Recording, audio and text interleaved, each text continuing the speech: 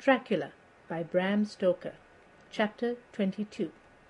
Jonathan Harker's Journal. October 3rd. As I must do something or go mad, I write this diary. It is now 6 o'clock, and we are to meet in the study in half an hour and take something to eat. For Dr. Van Helsing and Dr. Seward are agreed that if we do not eat, we cannot work our best. Our best will be, God knows, required today. I must keep writing at every chance, for I dare not stop to think. All, big and little, must go down. Perhaps at the end the little things may teach us most.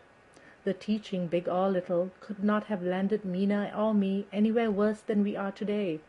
However, we must trust and hope. Poor Mina told me just now, with tears running down her dear cheeks, that it is in trouble and trial that our faith is tested, that we must keep on trusting, and that God will aid us up to the end. The end! Oh, my God, what end? To work, to work! When Dr. Van Helsing and Dr. Seward had come back from seeing poor Renfield, we went gravely into what was to be done. First, Dr. Seward told us that when he and Dr. Van Helsing had gone down to the room below, they had found Renfield lying on the floor, all in a heap. His face was all bruised and crushed in, and the bones of the neck were broken. Dr. Seward asked the attendant who was on duty in the passage if he had heard anything. He said that he had been sitting down, he confessed to half dozing, when he heard loud voices in the room, and that Renfield had called out loudly several times, "God, God, God!" After that there was the sound of falling. When he entered the room he found him lying on the floor, face down, just as the doctors had seen him.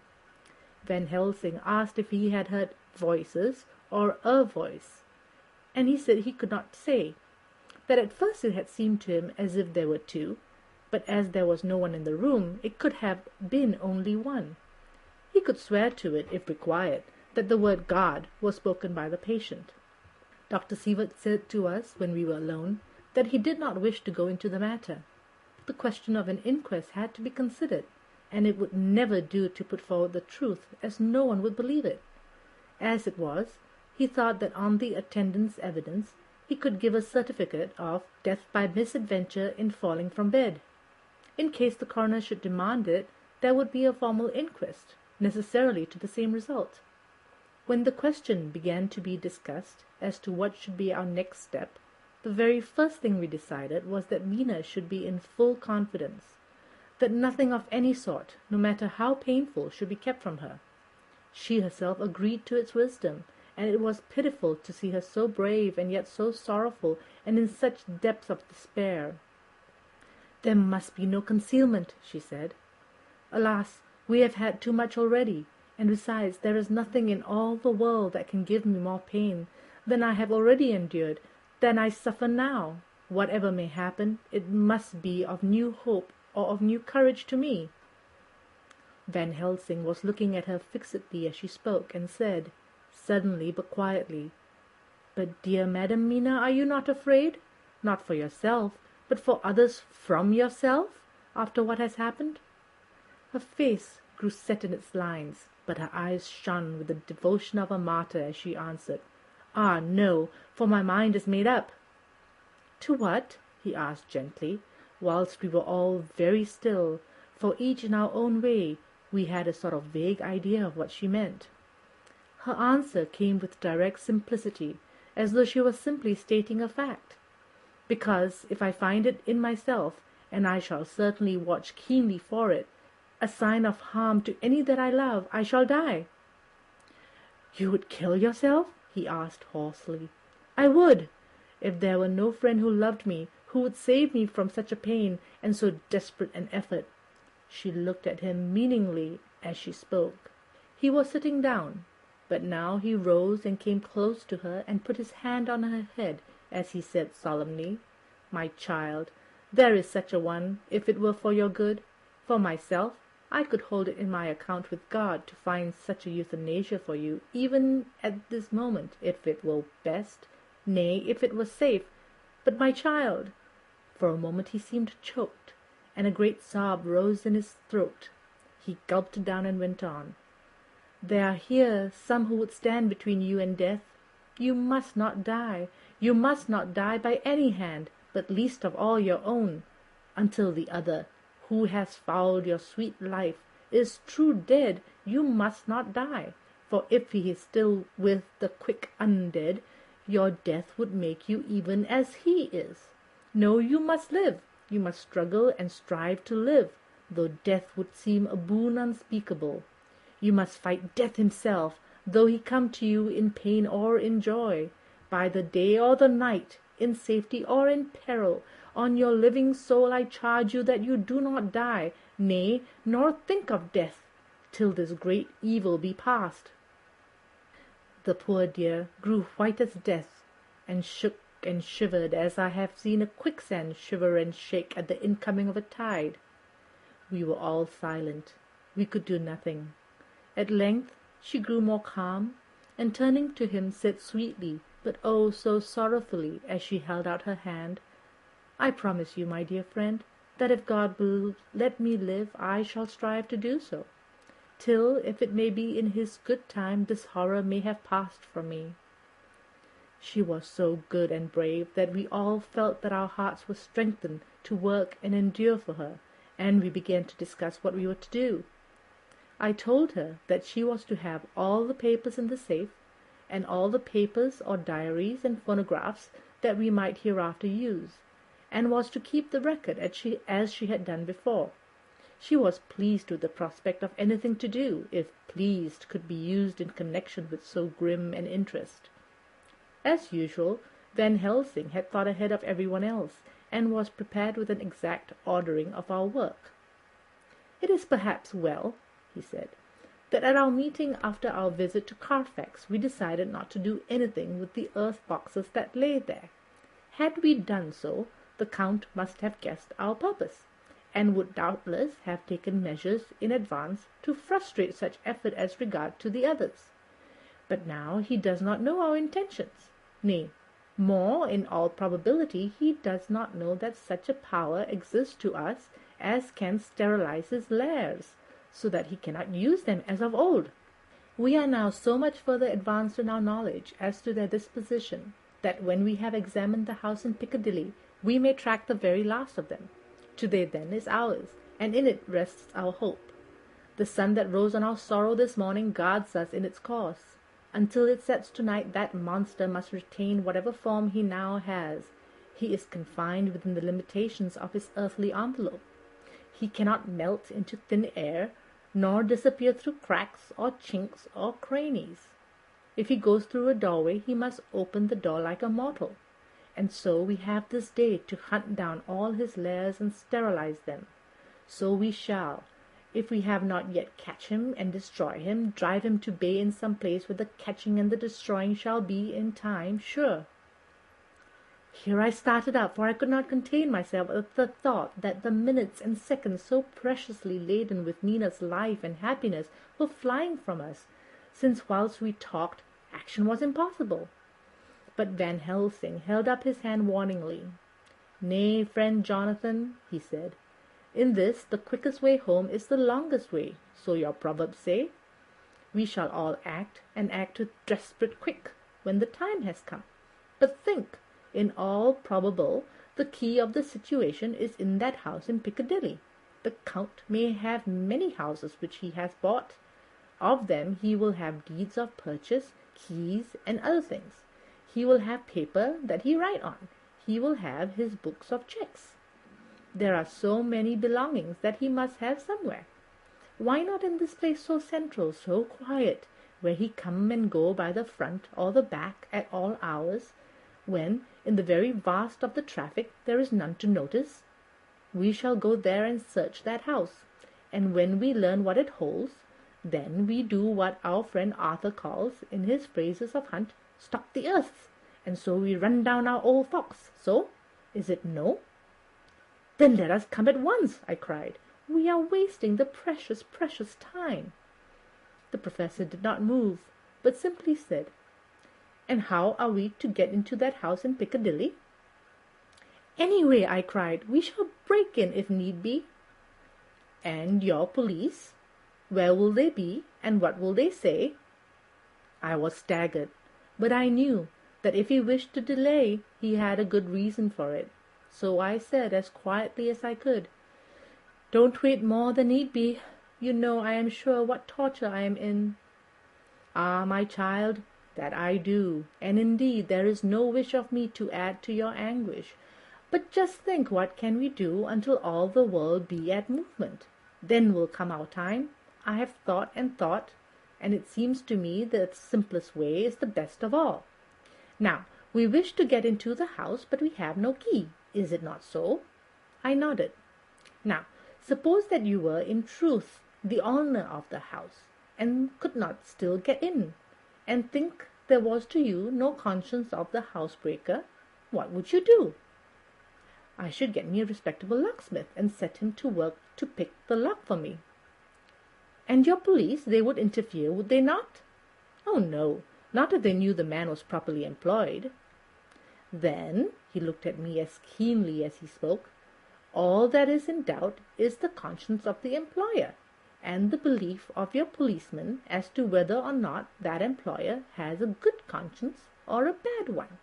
Your police must indeed be zealous men, and clever, oh, so clever, in reading the heart, that they trouble themselves in such matter. No, no, my friend Jonathan, you go take the lock off 100 empty houses in this your London, or of any city in the world, and if you do it, as such things are rightly done, and at the time such things are rightly done, no one will interfere. I have read of a gentleman who owned a so fine house in London, and when he went for months of summer to Switzerland and locked up his house, some burglar come and broke window at back and got in. Then he went and made open the shutters in front and walk out and in through the door before the very eyes of the police. Then he have an auction in that house, and advertise it, and put up big notice, and when the day come, he sell off by a great auctioneer all the goods of that other man who owned them. Then he go to a builder, and he sell him that house, making an agreement that he pull it down and take all away within a certain time.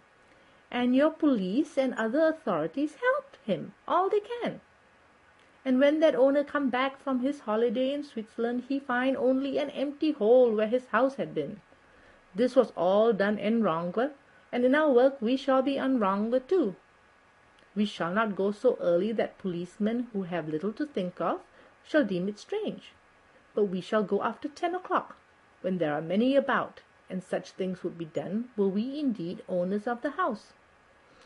I could not but see how right he was, and the terrible despair of Mina's face became relaxed in thought.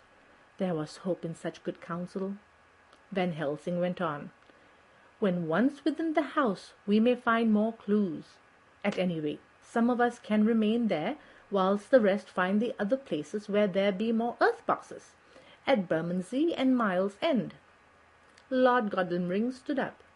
"I can be of some use here," he said. "I shall wire to my people to have horses and carriages where they will be most convenient." "Look here, old fellow," said Morris. "It is a capital idea to have all ready in case we want to go horsebacking, but don't you think that one of your snappy carriages, with its heraldic adornments, in a byway of Walsworth or Miles End, would attract too much attention for our purpose? It seems to me we ought to take cabs when we go south or east, or even leave them somewhere near the neighborhood where we are going to." "Friend Quincey is right," said the professor. "His head is what you call in plane with the horizon. It is a difficult thing that we go to do, and we do not want no peoples to watch us, if so it may." Mina took a growing interest in everything, and I was rejoiced to see that the exigencies of affairs was helping her to forget for a time the terrible experience of the night. She was very, very pale, almost ghastly, and so thin that her lips were drawn away, showing her teeth in somewhat of prominence. I did not mention this last, lest it should give her needless pain, but it made my blood run cold in my veins to think of what had occurred with poor Lucy when the Count had sucked her blood. As yet there was no sign of the teeth growing sharper, but the time was as yet short, and there was time for fear. When we came to the discussion of the sequence of our efforts and of the disposition of our forces, there were new sources of doubt. It was finally agreed that before starting for Piccadilly we should destroy the Count's lair close at hand. In case he should find it out too soon, we would thus still be ahead of him in our work of destruction, and his presence in his purely material shape and at his weakest might give us some new clue. As to the disposition of forces, it was suggested by the Professor that after our visit to Carfax we should all enter the house in Piccadilly, that the 2 doctors and I should remain there, whilst Lord Godalming and Quincy found the lairs at Walsworth and Miles End and destroyed them. It was possible, if not likely, the Professor urged, that the Count may appear in Piccadilly during the day, and that if so, we might be able to cope with him there and then. At any rate, we might be able to follow him in force.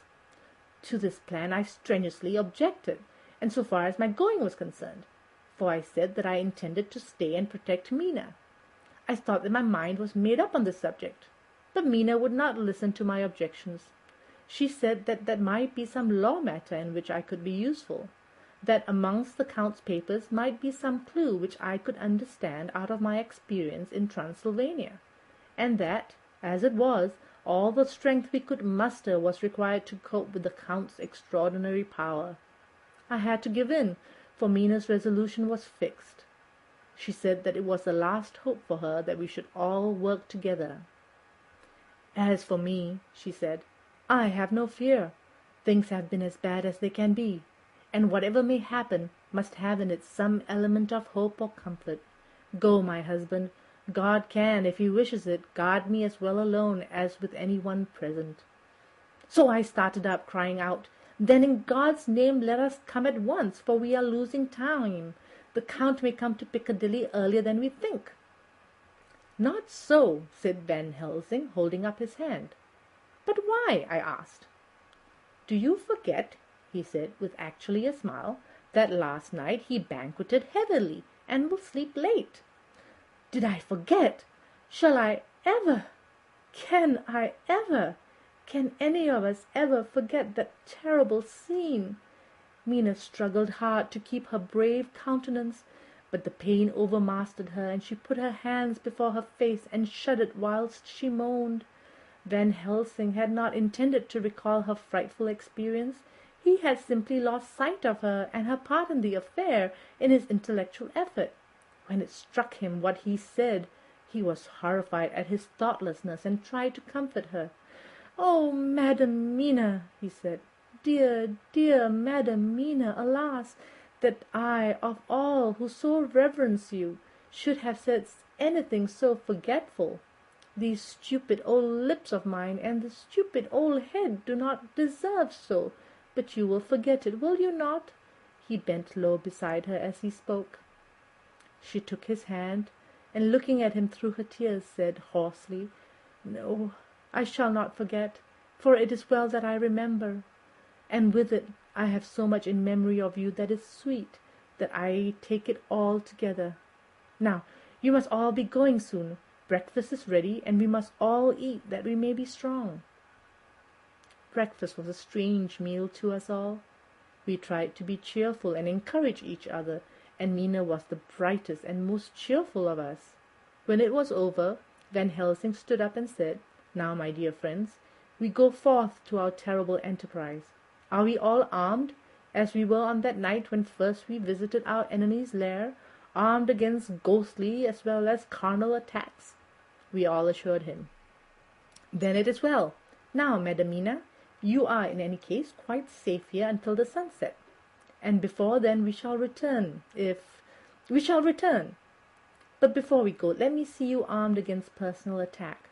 I have myself, since you came down, prepared your chamber by the placing of things of which we know, so that he may not enter. Now let me guard yourself. On your forehead I touch this piece of sacred wafer in the name of the Father, the Son, and—" There was a fearful scream which almost froze our hearts to hear. As he had placed the wafer on Mina's forehead, it had seared it, had burnt into the flesh, as though it had been a piece of white-hot metal. My poor darling's brain had told her the significance of the fact as quickly as her nerves received the pain of it, and the two so overwhelmed her that her overwrought nature had its voice in that dreadful scream. But the words to her thought came quickly. The echo of the scream had not ceased to ring on the air when there came the reaction, and she sank on her knees on the floor in an agony of abasement. Pulling her beautiful hair over her face, as the leper of old his mantle, she wailed out, "Unclean! Unclean! Even the Almighty shuns my polluted flesh. I must bear this mark of shame on my forehead until Judgment Day." They all paused. I had thrown myself beside her in an agony of helpless grief, and putting my arms around her, held her tight. For a few moments our sorrowful hearts beat together, while the friends around us turned away their eyes that ran tears silently. Then, when Helsing turned and said gravely, so gravely that I could not help feeling that he was in some way inspired, and was stating things outside himself, "It may be that you shall have to bear that mark till God himself sees fit, as he most surely shall, on that Judgment Day, to redress all wrongs of the earth and of his children that he has placed thereon. And oh, Madam Mina, my dear, may we who love you be there to see when that red scar, the sign of God's knowledge of what has been, shall pass away, and leave your forehead as pure as the heart we know. For so surely as we live, that scar shall pass away when God sees right to lift the burden that is hard upon us. Till then we bear our cross, as his Son did in obedience to his will. It may be that we are chosen instruments of his good pleasure, and that we ascend to his bidding as that other through stripes and shame, through fears and blood, through doubts and fear, and all that makes the difference between God and man." There was hope in his voice, and comfort, and the need for resignation. Mina and I both felt so, and simultaneously we each took one of the old man's hands, bent over it, and kissed it. Then, without a word, we all knelt down together, and all holding hands, swore to be true to each other. We men pledged ourselves to raise the veil of sorrow from the head of her whom, each in his own way, we loved, and we prayed for help and guidance in the terrible task which lay before us. It was then time to start. So I said farewell to Mina, a parting which neither of us shall forget to our dying day, and we set out. To one thing I have made up my mind. If we find out that Mina must be a vampire in the end, then she shall not go into that unknown and terrible land alone. I suppose it is thus that in old times one vampire meant many. Just as their hideous bodies could only rest in sacred earth, so the holiest love was the recruiting sergeant for their ghastly ranks. We entered Carfax without trouble, and found all things the same as on that first occasion. It was hard to believe that amongst so prosaic surroundings of neglect and dust and decay there was any ground for such fear as already we knew. Had not our minds been made up, and had there not been terrible memories to spur us on, we could hardly have proceeded with our tasks. We found no papers or any sign of use in the house, and in the old chapel the great boxes looked just as we had seen them last. Dr. Van Helsing said to us solemnly as we stood before him, "And now, my friends, we have a duty here to do. We must sterilize this earth so sacred of holy memories that he has brought from a far distant land for such fell use. He has chosen this earth because it has been holy. Thus we defeat him with his own weapon, for we make it more holy still. It was sanctified to such use of man, now we sanctify it to God." As he spoke, he took from his bag a screwdriver and a wrench, and very soon the top of one of the cases was thrown open. The earth smelled musty and close, but we did not somehow seem to mind, for our attention was concentrated on the professor. Taking from his box a piece of the sacred wafer, he laid it down reverently on the earth, and then shutting down the lid began to screw it home, we aiding him as he worked. One by one we treated in the same way each of the great boxes, and left them as we had found them to all appearances, but in each was a portion of the host. When we closed the door behind us, the professor said solemnly, "So much is already done. It may be that with all the others we can be so successful. Then the sunset of this evening may shine of Madam Mina's forehead all white as ivory and with no stain." As we passed across the lawn on our way to the station to catch our train, we could see the front of the asylum. I looked eagerly, and in the window of my own room saw Mina. I waved my hand to her, and nodded to tell that our work there was successfully accomplished. She nodded in reply to show that she understood. The last I saw her, she was waving her hand in farewell. It was with a heavy heart that we sought the station and just caught the train, which was steaming in as we reached the platform. I have written this in the train. Piccadilly, 12:30 o'clock. Just before we reached Fenchurch Street, Lord Godalming said to me, "Quincy and I will find a locksmith. You had better not come with us in case there should be any difficulty, for under the circumstances it wouldn't seem so bad for us to break into an empty house.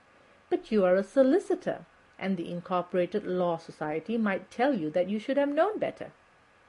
I demurred as to my not sharing any danger, even of odium, but he went on, "Besides, it will attract less attention if there are not too many of us. My title will make it all right with the locksmith, and with any police that might come along. You had better go with Jack and the professor and stay in Green Park, somewhere in sight of the house. And when you see the door opened and the smith has gone away, do you all come across. We shall be on the lookout for you, and shall let you in." "The advice is good," said Van Helsing, so we said no more. Godalming and Morris hurried off in a cab, we following in another. At the corner of Arlington Street, our contingent got out and strolled into the Green Park. My heart beat as I saw the house on which so much of our hope was centered, looming up grim and silent in its deserted condition amongst its more lively and spruced-up neighbors. We sat down on a bench within good view, and began to smoke cigars so as to attract as little attention as possible. The minutes seemed to pass with leaden feet as we waited for the coming of the others. At length we saw a four-wheeler drive up. Out of it, in leisurely fashion, got Lord Godalming and Morris, and down from the box descended a thick-set working man with his rush-woven basket of tools. Morris paid the cabman, who touched his hat and drove away. Together the two ascended the steps, and Lord Godalming pointed out what he wanted done. The workman took off his coat leisurely and hung it on one of the spikes of the rail, saying something to the policeman who just then sauntered by. The policeman nodded acquiescence, and the man kneeling down placed his bag beside him. After searching through it, he took out a selection of tools, which he proceeded to lay beside him in orderly fashion. Then he stood up, looked in the keyhole, blew into it, and turning to his employers, made some remark. Lord Godalming smiled, and the man lifted a good-sized bunch of keys. Selecting one of them, he began to probe the lock, as if feeling his way with it. After fumbling about for a bit, he tried a second and then a third. All at once the door opened under a slight push from him, and he and the two others entered the hall. We sat still. My own cigar burned furiously, but Van Helsing's went cold altogether. We waited patiently as we saw the workman come out and bring his bag. Then he held the door partly open, steadying it with his knees, whilst he fitted a key to the lock. This he finally handed to Lord Godalming, who took out his purse and gave him something. The man touched his hat, took his bag, put on his coat, and departed. Not a soul took the slightest notice of the whole transaction. When the man had fairly gone, we three crossed the street and knocked at the door. It was immediately opened by Quincy Morris, besides whom stood Lord Godalming lighting a cigar. "The place smells so vilely," said the latter as we walked in.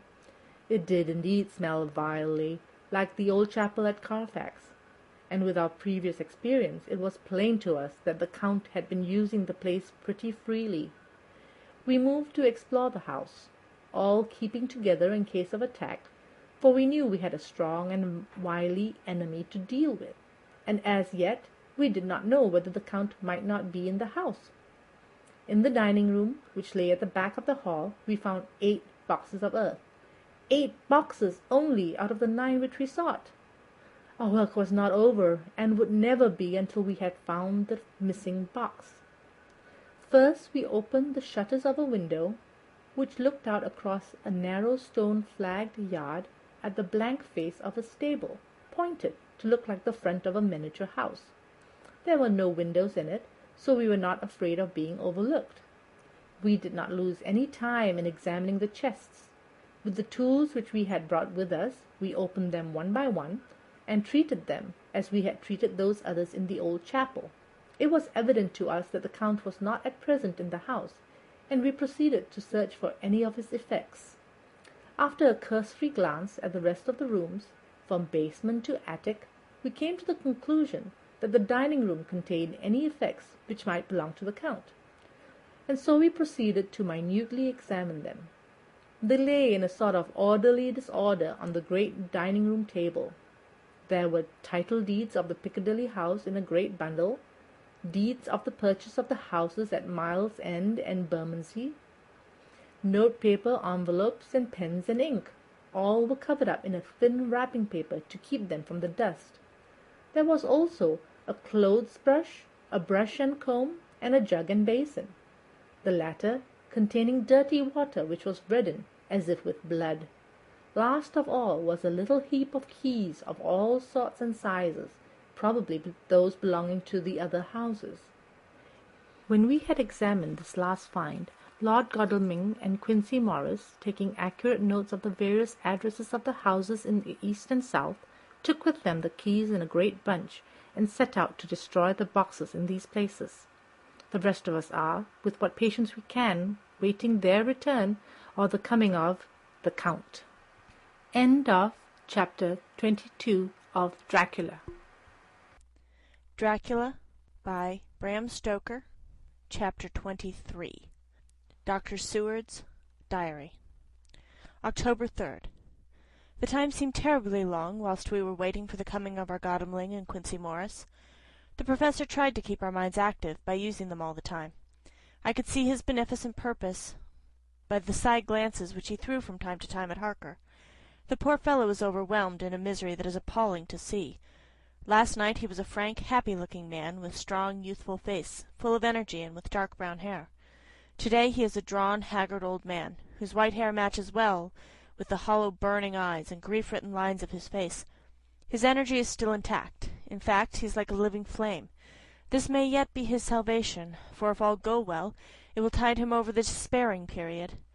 He will then, in a kind of way, wake again to the realities of life. Poor fellow! I thought my own trouble was bad enough, but his— The Professor knows this well enough, and is doing his best to keep his mind active. What he has been saying was, under the circumstances, of absorbing interest. So well as I can remember, here it is. I have studied, over and over again since they came into my hands, all the papers relating to this monster, and the more I have studied, the greater seems the necessity to utterly stamp him out. All through there are signs of his advance, not only of his power, but of his knowledge of it.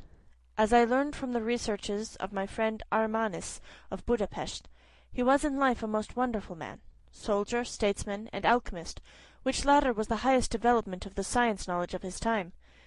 He had a mighty brain, a learning beyond compare, and a heart that knew no fear and no remorse. He dared even to attend the Schlossmanns, and there was no branch of knowledge of his time that he did not essay. Well, in him the brain power survived the physical death, though it would seem that memory was not all complete. In some faculties of mind he has and is only a child, but he is growing, and some things that were childish at the first are now of man's stature. He is experimenting, and doing it well, and if it had not been that we had crossed his path, he would be yet, he may be yet if we fail, the father or furtherer of a new life of beings, whose road must lead through death, not life. Harker groaned and said, "And this is all arrayed against my darling. But how is he experimenting? The knowledge may help us to defeat him." "He has all along, since his coming, been trying his power, slowly but surely. That big child brain of his is working. Well for us, it is as yet a child brain.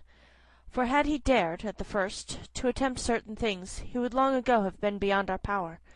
However, he means to succeed, and a man who has centuries before him can afford to wait and go slow. Festina lente may well be his motto." "I fail to understand," said Harker wearily. "Oh, do be more plain to me. Perhaps grief and trouble are dulling my brain." The Professor laid his hand tenderly on his shoulder as he spoke. "Ah, my child, I will be plain. Do you not see how, of late, this monster has been creeping into knowledge experimentally? He has been making use of the zoophagous patient to effect his entry into friend John's home. For your vampire, though in all afterwards he can come how and when he will, must at the first make entry only when asked thereto by an inmate. But these are not his most important experiments. Do we not see how at the first all these great boxes were moved by others? He knew not then but that must be so. But all the time that so great child brain of his was growing, and he began to consider whether he might not himself move the box. So he began to try to help. And then, when he found that this be all right, he try to move them all alone. And so he progress, and he scattered these graves of him, and none but he know where they are hidden. He may have intended to bury them deep in the ground, so that only he may use them in the night, or at such time as he can change his form. They do him equal well, and none may know these are his hiding place. But, my child, do not despair, this knowledge came to him just too late. Already all of his lairs but one be sterilized as for him, and before the sunset this shall be so. Then he have no place where he can move and hide. I delayed this morning so that we might be sure. Is there not more at stake for us than for him? Then why not be more careful than him? By my clock it is 1 hour already, and if all be well, our friend Arthur and Quincy are on their way to us. To-day is our day, and we must go sure, if slow, and lose no chance. See, there are 5 of us when those absent ones return." Whilst we were speaking, we were startled by a knock at the hall door, the double postman's knock of the telegraph boy. We all moved out to the hall with one impulse, and Van Helsing, holding up his hand to us to keep silence, stepped to the door and opened it. The boy handed in a dispatch. The Professor closed the door again, and after looking at the direction, opened it and read aloud. "Look out for D. He has just now, 12:45, come from Carfax hurriedly and hastened towards the south. He seems to be going the round and may want to see you. Mina." There was a pause, broken by Jonathan Harker's voice. "Now, God be thanked, we shall soon meet." Van Helsing turned to him quickly and said, "God will act in his own way and time. Do not fear and do not rejoice as yet, for what we wish for at the moment may be our own undoings." "I care for nothing now," he answered hotly, "except to wipe out this brute from the face of creation. I would sell my soul to do it." "Oh, hush, hush, my child," said Van Helsing. "God does not purchase souls in this wise, and the devil, though he may purchase, does not keep faith. But God is merciful and just, and knows your pain and your devotion to that dear Madam Mina. Think you how her pain would be doubled did she but hear your wild words? Do not fear any of us. We are all devoted to this cause, and to-day shall see the end. The time is coming for action. To-day this vampire is limit to the powers of man, and till sunset he may not change. It will take him time yet to arrive here. See, it is 20 minutes past 1, and there are yet some times before he can hither come, be he ever so quick. What we must hope for is that my Lord Arthur and Quincy arrive first." About half an hour after we received Mrs. Harker's telegram, there came a quiet, resolute knock at the hall door. It was just an ordinary knock, such as is given hourly by thousands of gentlemen, but it made the Professor's heart and mine beat loudly. We looked at each other, and together moved out into the hall. We each held ready to use our various armaments, the spiritual in the left hand, the mortal in the right. Van Helsing pulled back the latch, and holding the door half open, stood back, having both hands ready for action. The gladness of our hearts must have shone upon our faces, when on the step, close to the door, we saw Lord Gadamling and Quincy Morris. They came in quickly and closed the door behind them, the former saying, as they moved along the hall, "It is all right. We found both places. 6 boxes in each, and we destroyed them all." "Destroyed?" asked the Professor. "For him." We were silent for a minute, and then Quincy said, There's nothing to do but wait here. If, however, he doesn't turn up by 5 o'clock, we must start off, for it won't do to leave Mrs. Harker alone after sunset." "He will be here before long now," said Van Helsing, who had been consulting his pocket-book. "Nota bene, in Madame's telegram he went south from Carfax. That means he went to cross the river, and he could only do so at slack of tide, which should be something before 1 o'clock. That he went south has a meaning for us. He is as yet only suspicious, and he went from Carfax first to the place where he would suspect interference least. You must have been at Bermondsey only a short time before him. That he is not here already shows that he went to Mile End next. This took him some time, for he would then have to be carried over the river in some way. Believe me, my friends, we shall not have long to wait now. We should have ready some plan of attack, so that we may throw away no chance. Hush, there is no time now. Have all your arms. Be ready." He held up a warning hand as he spoke, for we all could hear a key softly inserted into the lock of the hall door. I could not but admire, even at such a moment, the way in which a dominant spirit asserts itself. In all our hunting parties and adventures in different parts of the world, Quincey Morris had always been the one to arrange the plan of action, and Arthur and I seemed to be accustomed to obey him implicitly. Now the old habit seemed to be renewed instinctively. With a swift glance round the room, he at once laid out our plan of attack, and without speaking a word, with a gesture, placed each of us in position. Van Helsing, Harker, and I were just behind the door, so that when it opened the Professor could guard it whilst we two stepped between the intercover and the door. Godalming behind and Quincey in front stood just out of sight, ready to move in front of the window. We waited in a suspense that made the seconds pass with nightmare slowness. The slow, careful steps came along the hall. The Count was evidently prepared for some surprise. At least he feared it. Suddenly, with a single bound, he leapt into the room, winning away past us before any of us could raise a hand to stay him. There was something so panther-like in the movement, something so unhuman, that it seemed to sober us all from the shock of his coming. The first to act was Harker, who, with a quick movement, threw himself before the door leading into the room in front of the house. As the Count saw us, a horrible sort of snarl passed over his face, showing the eye-tooth long and pointed. But the evil smile as quickly passed into a cold stare of lion-like disdain. His expression again changed as, with a single impulse, we all advanced upon him. It was a pity that we had not some better yet organized plan of attack, for even at the moment I wondered what we were to do. I did not myself know whether our lethal weapons would avail of us anything.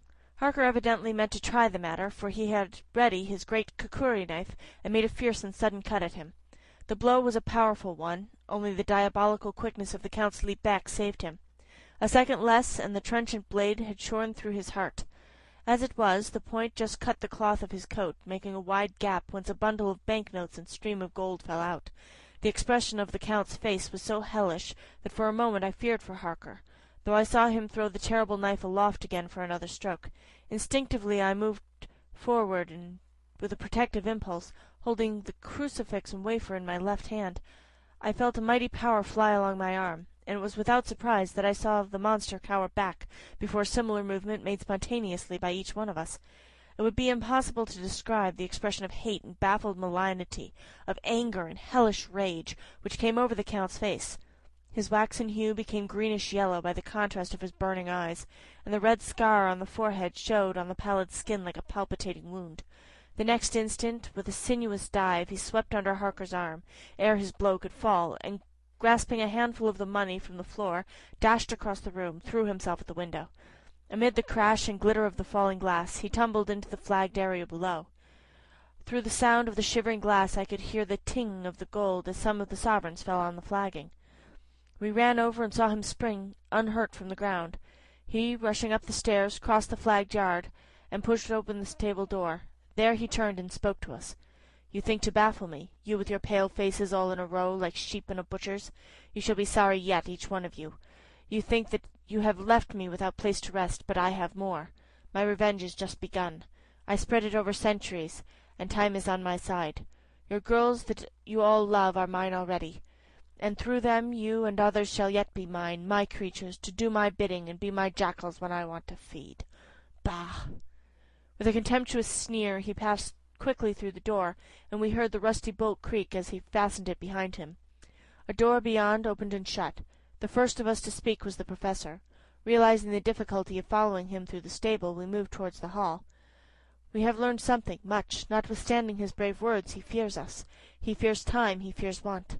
For if not, why hurry so? His very tone betray him, or my ears deceive?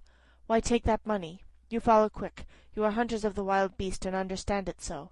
For me, I make sure that nothing here may be of use to him, if so that he returns.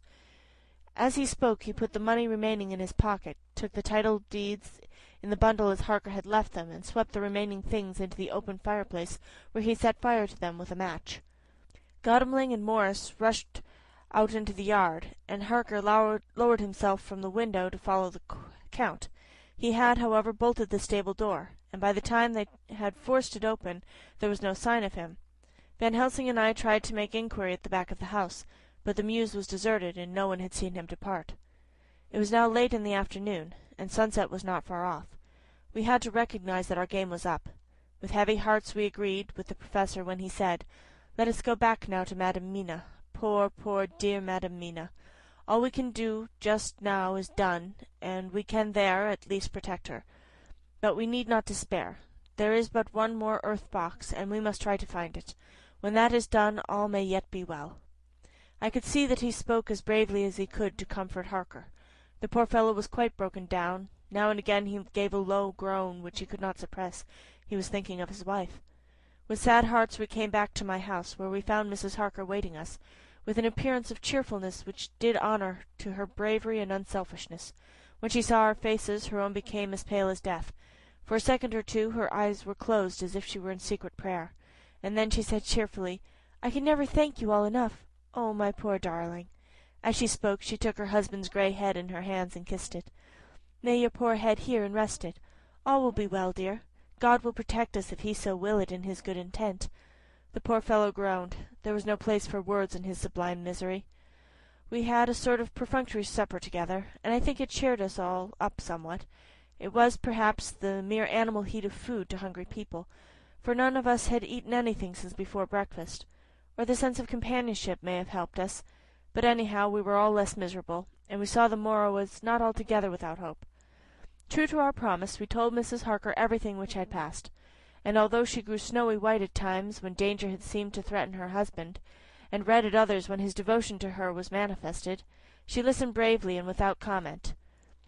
When we came to the part where Harker had rushed at the Count so recklessly, she clung to her husband's arm, and held it tight as though her clinging could protect him from any harm that might come. She said nothing, however, till the narration was all done, and matters had been brought up to the present time. Then, without letting go her husband's hand, she stood up amongst us and spoke. Oh, that I could give any idea of the scene, of that sweet, sweet, good woman in all the radiant beauty of her youth and animation, with the red scar on her forehead of which she was conscious, and which we saw with grinding of our teeth, remembering whence and how it came, her loving kindness against our grim hate, her tender faith against all our fears and doubting, and we, knowing that so far as symbols went, she, with all her goodness and purity and faith, was outcast from God. "Jonathan," she said, and the word sounded like music on her lips, it was so full of love and tenderness. "Jonathan, dear, and you all my true, true friends, I want you to bear something in mind through all this dreadful time. I know that you must fight, that you must destroy even as you destroyed the false Lucy, so that the true Lucy might live hereafter. But it is not a work of hate. That poor soul who has wrought all this misery is the saddest case of all. Just think what will be his joy when he, too, is destroyed in his worser part, that his better part may have spiritual immortality. You must be pitiful to him, too, though it may not hold your hands from his destruction."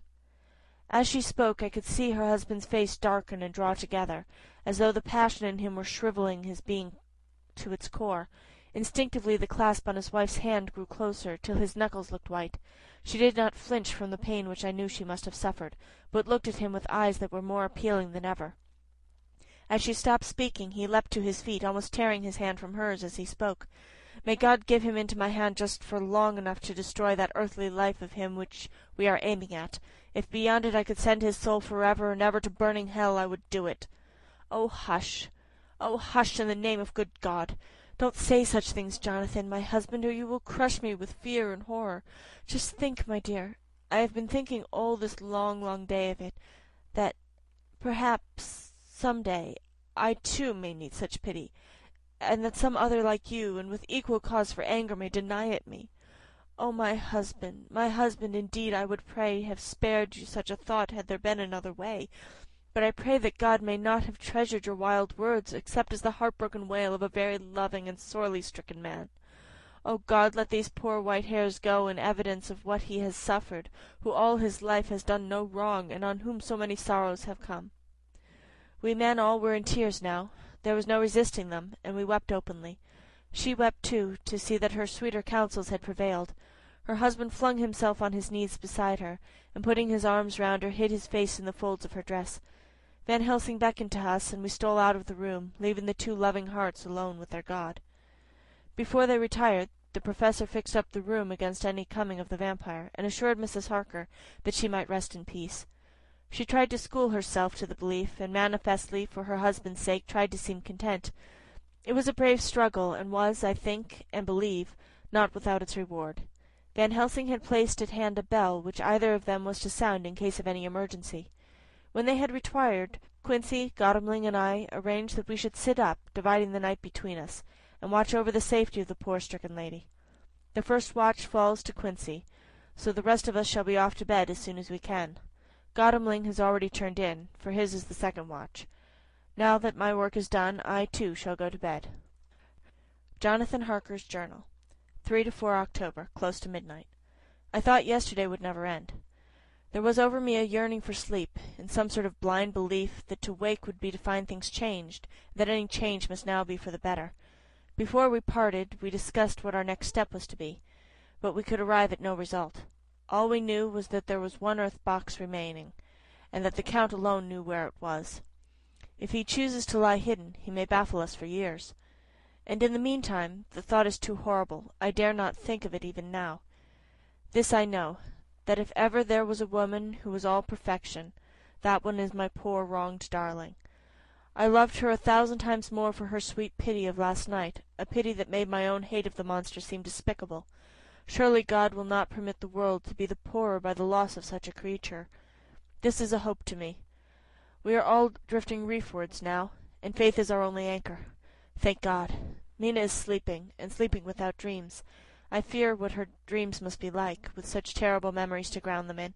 She has not been so calm, within my seeing, since the sunset.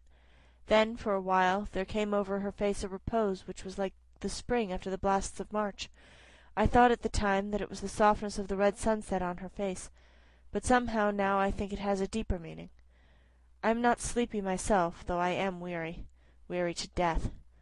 However, I must try to sleep, for there is tomorrow to think of, and there is no rest for me until later. I must have fallen asleep, for I was awakened by Mina, who was sitting up in bed with a startled look on her face. I could see easily, for we did not leave the room in darkness. She had placed a warning hand over my mouth, and now she whispered in my ear, "Hush! There is someone in the corridor." I got up softly, and crossing the room gently opened the door. Just outside, stretched on a mattress, lay Mr. Morris wide awake. He raised a warning hand for silence as he whispered to me, "Hush! Go back to bed. All is all right. One of us will be here all night. We don't mean to take any chances." His look and gesture forbade discussion, so I came back and told Mina. She sighed, and positively a shadow of a smile stole over her poor pale face as she put her arms round me and said softly, "Oh, thank God for good brave men." With a sigh she sank back again into sleep. I write this now as I am not sleepy, though I must try again. 4 October, morning. Once again during the night I was wakened by Mina. This time we had all had a good sleep, for the grey of the coming dawn was making the windows into sharp oblongs, and the gas flame was like a speck rather than a disk of light. She said to me hurriedly, "Go, call the Professor. I want to see him at once." "Why?" I asked. "I have an idea. I suppose it must have come in the night, and matured without my knowing it. He must hypnotize me before the dawn, and then I shall be able to speak. Go quick, dearest, the time is getting close." I went to the door. Dr. Seward was resting on the mattress, and seeing me he sprang to his feet. "Is anything wrong?" he asked in alarm. "No," I replied, "but Mina wants to see Dr. Van Helsing at once." "I will go," he said, and hurried into the Professor's room. 2 or 3 minutes later Van Helsing was in the room in his dressing-gown, and Mr. Morris and Lord Godalming were there with Dr. Seward at the door asking questions. When the Professor saw Mina, a smile, a positive smile, ousted the anxiety off his face. He rubbed his hands as he said, "Oh, my dear Madam Mina, this is indeed a change. See, friend Jonathan, we have got our dear Madam Mina as old back to us to-day." Then turning to her, he said cheerfully, "And what am I to do for you? For at this hour you do not want me for nothing." "I want you to hypnotize me," she said. "Do it before the dawn, for I feel that that is when I can speak, and speak freely. Be quick, for time is short." Without a word he motioned for her to sit up in bed. Looking fixedly at her, he commenced to make passes in front of her, from over the top of her head downward, with each hand in turn. Mina gazed at him fixedly for a few minutes, during which my own heart beat like a trip-hammer, for I felt that some crisis was at hand. Gradually her eyes closed, and she sat stock still. Only by the gentle heaving of her bosom could one know that she was alive. The Professor made a few more passes, and then stopped, and I could see that his forehead was covered with great beads of perspiration. Mina opened her eyes, but she did not seem the same woman. There was a far-away look in her eyes, and her voice had a sad dreaminess which was new to me. Raising his hand to impose silence, the Professor motioned to me to bring the others in. They came on tiptoe, closing the door behind them, and stood at the foot of the bed looking on. Mina appeared not to see them. The stillness was broken by Van Helsing's voice speaking in a low, level tone, which would not break the current of her thoughts. "Where are you?" The answer came in a neutral way. "I do not know. Sleep has no place I can call its own." For several minutes there was silence. Mina sat rigid, and the Professor stood staring at her fixedly. The rest of us hardly dared to breathe. The room was growing lighter. Without taking his eyes from Mina's face, Dr. Van Helsing motioned to me to pull up the blind.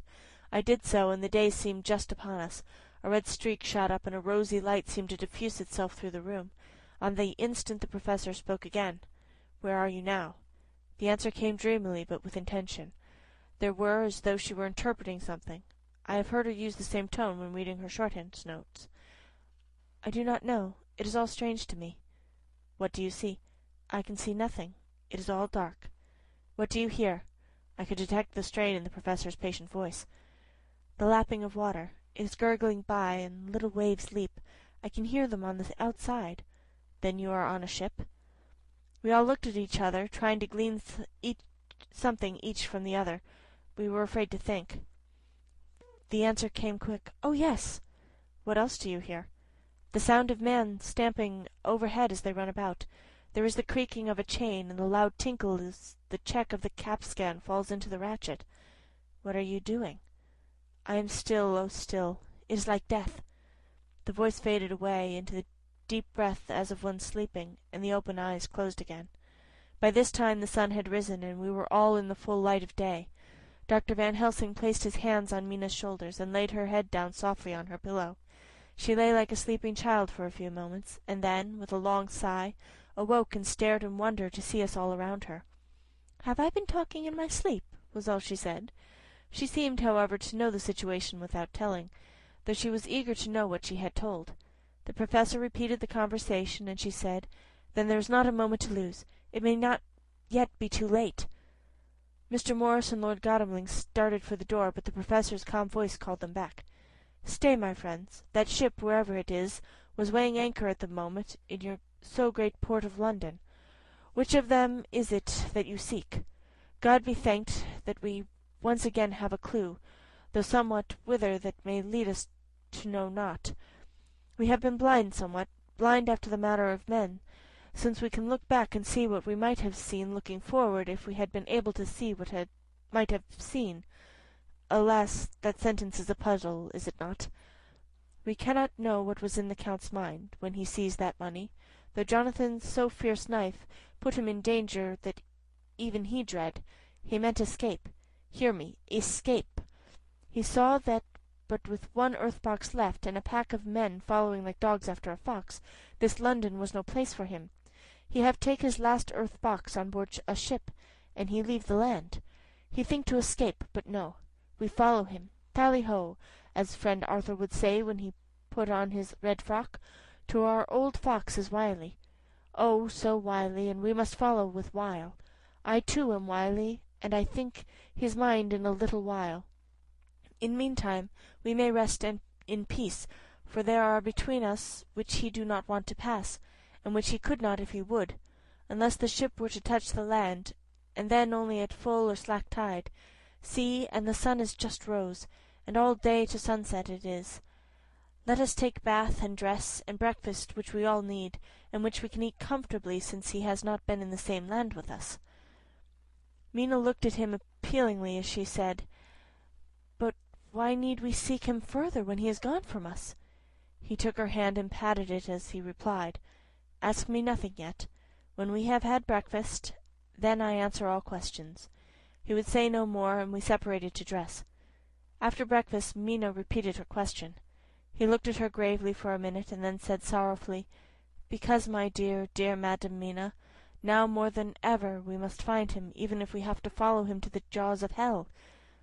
She grew paler as she said faintly, "Why?" "Because," he answered solemnly, "he can live for centuries, and you are but a mortal woman. Time is now to be dreaded, since once he put that mark upon your throat." I was just in time to catch her as she fell forward in a faint. Chapter 23. Dracula by Bram Stoker. Dracula by Bram Stoker. Chapter 24. Dr. Seward's Phonograph Diary. Spoken by Van Helsing. This to Jonathan Harker. You are to stay with your dear Madam Mina. We shall go to make our search, if I can call it so, for it is not search but knowing, and we seek confirmation only. But do you stay and take care of her today. This is your best and most holiest office.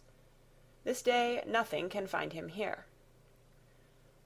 Let me tell you, so that you will know what we four know already, for I have tell them. He, our enemy, have gone away. He have gone back to his castle in Transylvania. I know it so well, as if a great hand of fire wrote it on the wall. He have prepare for this in some way, and that last earth box was ready to ship somewheres. For this he took the money. For this he hurry at the last, lest we catch him before the sun go down. It was his last hope, save that he might hide in the tomb that he think poor Miss Lucy, being as he thought like him, keep open to him. But there was not of time. When that fail, he makes straight for his last resource, his last earthwork, I might say, did I wish double entente. He is clever, oh so clever.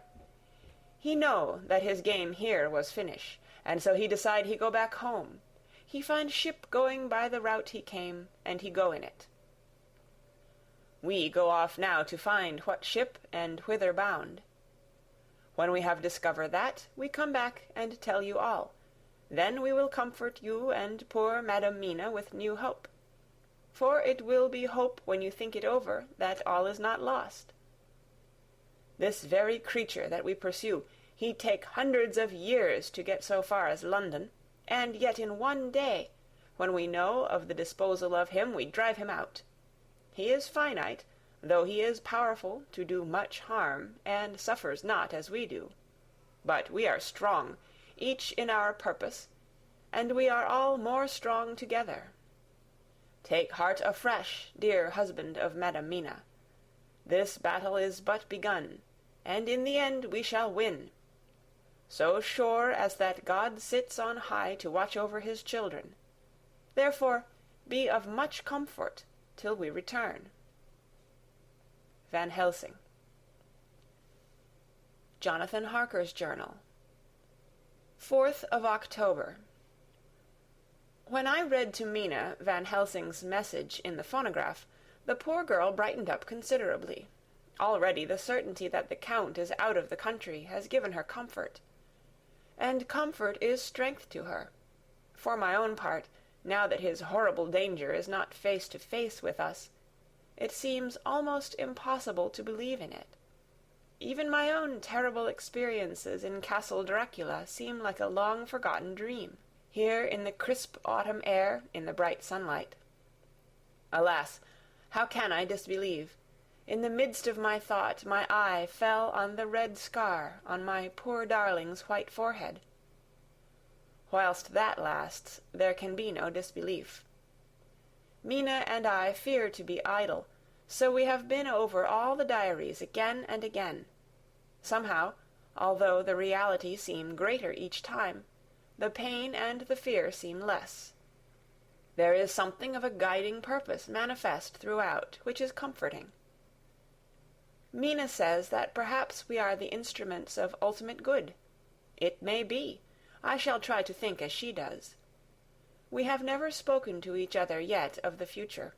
It is better to wait till we see the professor and the others, after their investigations.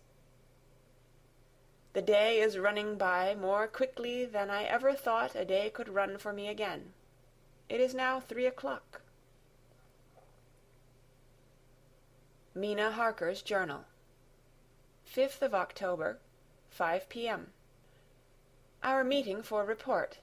Present, Professor Van Helsing, Lord Godalming, Dr. Seward, Mr. Quincey Morris, Jonathan Harker, Mina Harker. Van Helsing described what steps were taken during the day to discover on what boat and whither bound Count Dracula made his escape. As I knew that he wanted to get back to Transylvania, I felt sure that he must go by the Danube mouth, or by somewhere in the Black Sea, since by that way he come. It was a dreary blank that was before us. Omne ignotum pro magnifico, and so with heavy hearts we start to find what ships leave for the Black Sea last night. He was in sailing ship, since Madam Mina tell of sails being set. These not so important as to go in your list of the shipping in the Times, and so we go, by suggestion of Lord Godalming, to your Lloyd's, where are note of all ships that sail, however so small. There we find that only one Black Sea-bound ship go out with the tide. She is the Tsarina Catherine, and she sail from Doolittle's Wharf for Varna, and thence to other ports and up the Danube. So, said I, this is the ship whereon is the Count. So off we go to Doolittle's Wharf, and there we find a man in an office. From him we inquire of the goings of the Tsarina Catherine. He swear much, and he red face and loud of voice, but he good fellow all the same. And when Quincey give him something from his pocket which crackle as he roll it up, and put it in a so small bag which he have hid deep in his clothing, he still better fellow and humble servant to us. He come with us, and ask many men who are rough and hot. These be better fellows too, when they have been no more thirsty. They say much of blood and bloom, and of others which I comprehend not, though I guess what they mean. But nevertheless, they tell us all things which we want to know. They make known to us among them how last afternoon, at about 5 o'clock, comes a man so hurry, a tall man, thin and pale, with high nose and teeth so white, and eyes that seem to be burning. That he be all in black, except that he have a hat of straw, which suit not him or the time. That he scatter his money in making quick inquiry as to what ship sails for the Black Sea, and for where. Some took him to the office, and then to the ship, where he will not go aboard, but halt at shore end of gangplank, and ask that the captain come to him. The captain come, when told that he will be pay well, and though he swear much, at the first he agree to term. Then the thin man go, and some one tell him where horse and cart can be hired. He go there, and soon he come again, himself driving cart, on which a great box. This he himself lift down, though it take several to put it on truck for the ship. He give much talk to captain as to how and where his box is to be placed. But the captain like it not, and swear at him in many tongues, and tell him that if he like he can come and see where it shall be. But he say no, that he come not yet, for that he have much to do. Whereupon the captain tell him that he had better be quick, with blood, for that his ship will leave the place, of blood, before the turn of the tide, with blood. Then the thin man smile, and say that of course he must go when he think fit, but he will be surprised if he go quite so soon. The captain swear again, polyglot, and the thin man make him bow and thank him, and say that he will so far intrude on his kindness as to come aboard before the sailing. Final, the captain, more red than ever, and in more tongues, tell him that he doesn't want no Frenchmen, with bloom upon them, and also with blood, in his ship, with blood on her also. And so, after asking where he might purchase ship forms, he departed. No one knew where he went, or bloomin' well cared, as they said, for they had something else to think of, well with blood again.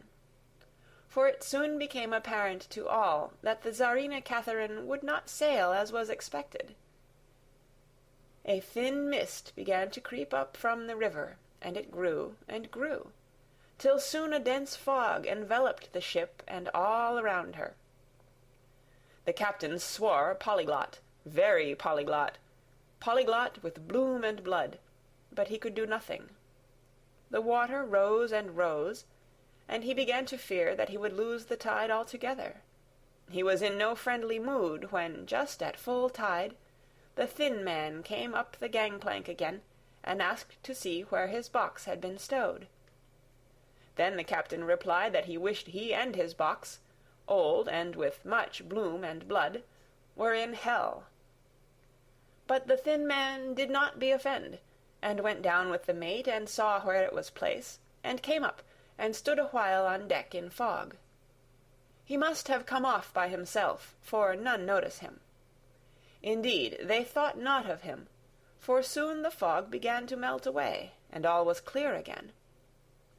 My friends of the thirst and the language that was of bloom and blood laughed, as they told how the captain's swears exceeded even his usual polyglot, and was more than ever full of picturesque, when on questioning other mariners who were on movement up and down the river that hour, he found that few of them had seen any of fog at all, except where it lay round the wharf. However, the ship went out on the ebb tide, and was doubtless by morning far down the river mouth. She was then, when they told us, well out to sea. And so, my dear Madam Mina, it is that we have to rest for a time, for our enemy is on the sea, with the fog at his command, on his way to the Danube mouth. To sail a ship takes time, go she never so quick.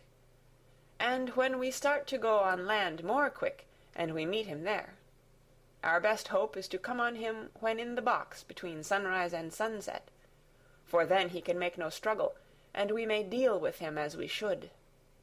There are days for us in which we can make ready our plan.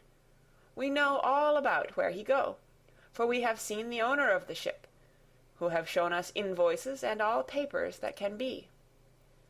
The box we seek is to be landed in Varna, and to be given to an agent, one Ristix, who will there present his credentials. And so our merchant friend will have done his part. When he asks if there be any wrong, for that so he can telegraph and have inquiry made at Varna, we say no, for what is to be done is not for police or of the customs. It must be done by us alone, and in our own way. When Dr. Van Helsing had done speaking, I asked him if he were certain that the Count had remained on board the ship. He replied, "We have the best proof of that, your own evidence, when in the hypnotic trance this morning." I asked him again if it were really necessary that they should pursue the Count, for, oh, I dread Jonathan leaving me, and I know that he would surely go if the others went. He answered in growing passion, at first quietly. As he went on, however, he grew more angry and more forceful, till in the end we could not but see wherein was at least some of that personal dominance which made him so long a master amongst men. "Yes, it is necessary, necessary, necessary, for your sake in the first, and then for the sake of humanity. This monster has done much harm already, in the narrow scope where he find himself, and in the short time when as yet he was only as a body groping his so small measure in darkness, and not knowing. All this have I told these others. You, my dear Madam Mina, will learn it in the phonograph of my friend John, or in that of your husband. I have told them how the measure of leaving his own barren land, barren of peoples, and coming to a new land where life of man teems till they are like the multitude of standing corn, was the work of centuries. Were another of the undead, like him, to try to do what he has done, perhaps not all the centuries of the world that have been, or that will be, could aid him. With this one, all the forces of nature that are occult and deep and strong must have worked together in some wondrous way. The very place where he have been alive, undead for all these centuries, is full of strangeness of the geologic and chemical world. There are deep caverns and fissures that reach none know whither. There have been volcanoes, some of whose openings still send out waters of strange properties, and gases that kill or make to vivify. Doubtless there is something magnetic or electric in some of these combinations of occult forces, which work for physical life in strange way, and in himself were from the first some great qualities. In a hard and warlike time he was celebrate that he have more iron nerve, more subtle brain, more braver heart, than any man. In him some vital principle have in strange way found their utmost, and as his body keeps strong and grow and thrive, so his brain grow too. All this without that diabolic aid, which is surely to him, for it have to yield to the powers that come from, and are symbolic of good, and now this is what he is to us. He have infect you, oh forgive me, my dear, that I must say such, but it is for good of you that I speak. He infect you in such wise that even if he do no more, you have only to live in your own old sweet way, and so in time, death, which is of man's common lot, and with God's sanction, shall make you like to him. This must not be. We have sworn together that it must not. Thus we are ministers of God's own wish, that the world, and men for whom his Son die, will not be given over to monsters whose very existence would defame him. He have allowed us to redeem one soul already, and we go out as the old knights of the cross to redeem more. Like them we shall travel towards the sunrise, and like them, if we fall in good cause. He paused, and I said, But will not the Count take his rebuff wisely? Since he has been driven from England, will he not avoid it, as a tiger does the village from which he has been hunted? Aha, he said, your simile of the tiger good for me, and I shall adopt him. Your man-eater, as they of India call the tiger who has once tasted blood of the human, care no more for the other prey, but prowl unceasing till he get him. This that we hunt from our village is a tiger too, a man-eater, and he never cease to prowl. Nay, in himself he is not one to retire and stay afar. In his life, his living life, he go over the Turkey frontier, and attack his enemy on his own ground. He be beaten back, but did he stay? No. He come again, and again, and again.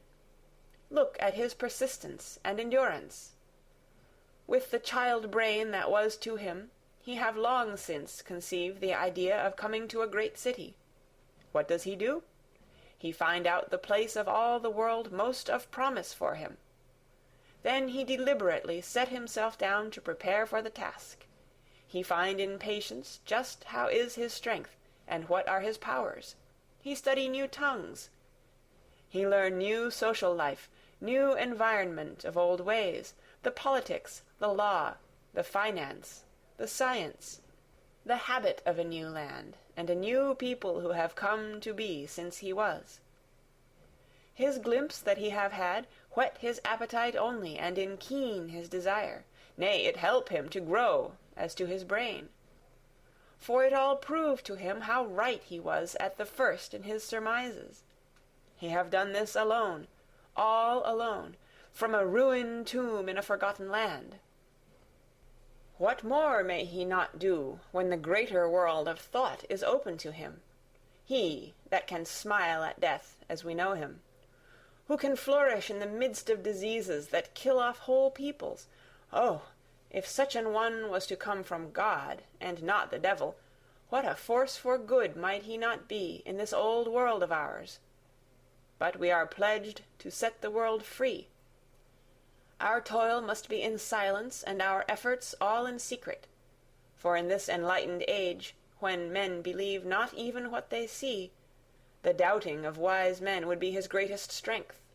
It would be at once his sheath and his armor, and his weapons to destroy us, his enemies, who are willing to peril even our own souls for the safety of one we love, for the good of mankind, and for the honor and glory of God. After a general discussion, it was determined that for tonight nothing be definitely settled, that we should all sleep on the facts, and try to think out the proper conclusions. Tomorrow at breakfast we are to meet again, and after making our conclusions known to one another, we shall decide on some definite cause of action.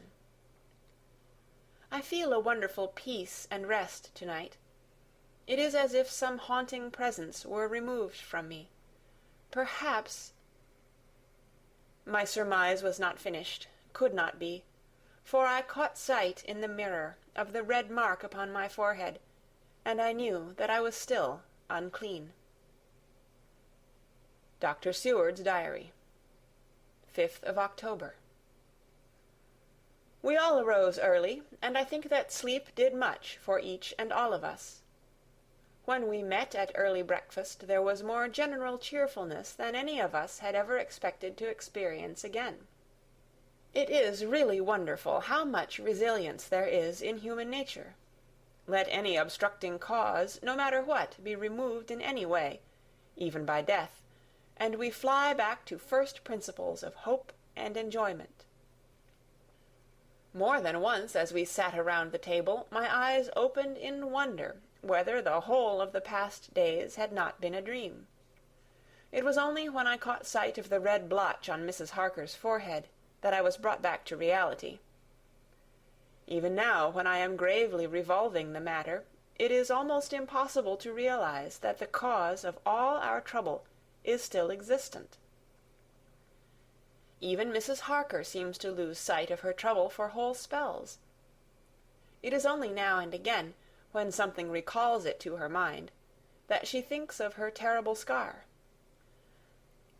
We are to meet here in my study in half an hour and decide on our course of action. I see only one immediate difficulty. I know it by instinct rather than reason.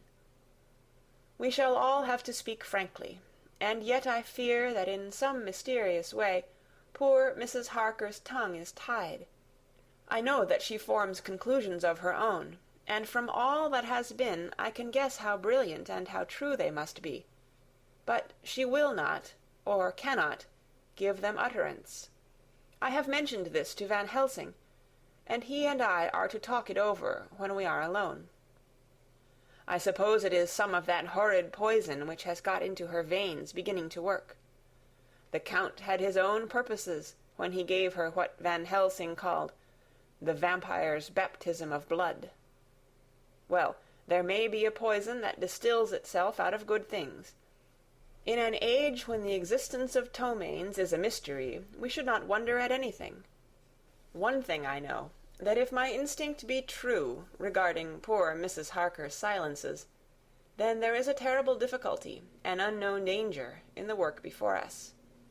The same power that compels her silence may compel her speech. I dare not think further, for so I should in my thoughts dishonor a noble woman. Later. When the professor came in, we talked over the state of things. I could see that he had something on his mind which he wanted to say, but felt some hesitancy about broaching the subject. After beating about the bush a little, he said, "Friend John, there is something that you and I must talk of alone, just at the first, at any rate. Later, we may have to take the others into our confidence." Then he stopped, so I waited. He went on. Madam Mina, our poor dear Madam Mina, is changing." A cold shiver ran through me to find my worst fears thus endorsed. Van Helsing continued. "With the sad experience of Miss Lucy, we must this time be warned before things go too far. Our task is now in reality more difficult than ever, and this new trouble makes every hour of the direst importance. I can see the characteristics of the vampire coming in her face. It is now but very, very slight. But it is to be seen, if we have eyes to notice without prejudge. Her teeth are sharper, and at times her eyes are more hard. But these are not all. There is to her the silence now often, as so it was with Miss Lucy. She did not speak, even when she wrote that which she wished to be known later. Now my fear is this. If it be that she can, by our hypnotic trance, tell what the Count see and hear, is it not more true that he who have hypnotized her first, and who have drink of her very blood and make her drink of his, should, if he will, compel her mind to disclose to him that which she know?" I nodded acquiescence. He went on. "Then what we must do is to prevent this. We must keep her ignorant of our intent, and so she cannot tell what she know not. This is a painful task, oh, so painful that it heart break me to think of it, but it must be. When today we meet, I must tell her that for reason which we will not to speak, she must not more be of our counsel, but be simply guarded by us." He wiped his forehead, which had broken out in profuse perspiration at the thought of the pain which he might have to inflict upon the poor soul already so tortured. I knew that it would be some sort of comfort to him if I told him that I also had come to the same conclusion. For at any rate it would take away the pain of doubt. I told him, and the effect was as I expected. It is now close to the time of our general gathering. Van Helsing has gone away to prepare for the meeting, and his painful part of it. I really believe his purpose is to be able to pray alone. Later. At the very outset of our meeting, a great personal relief was experienced by both Van Helsing and myself.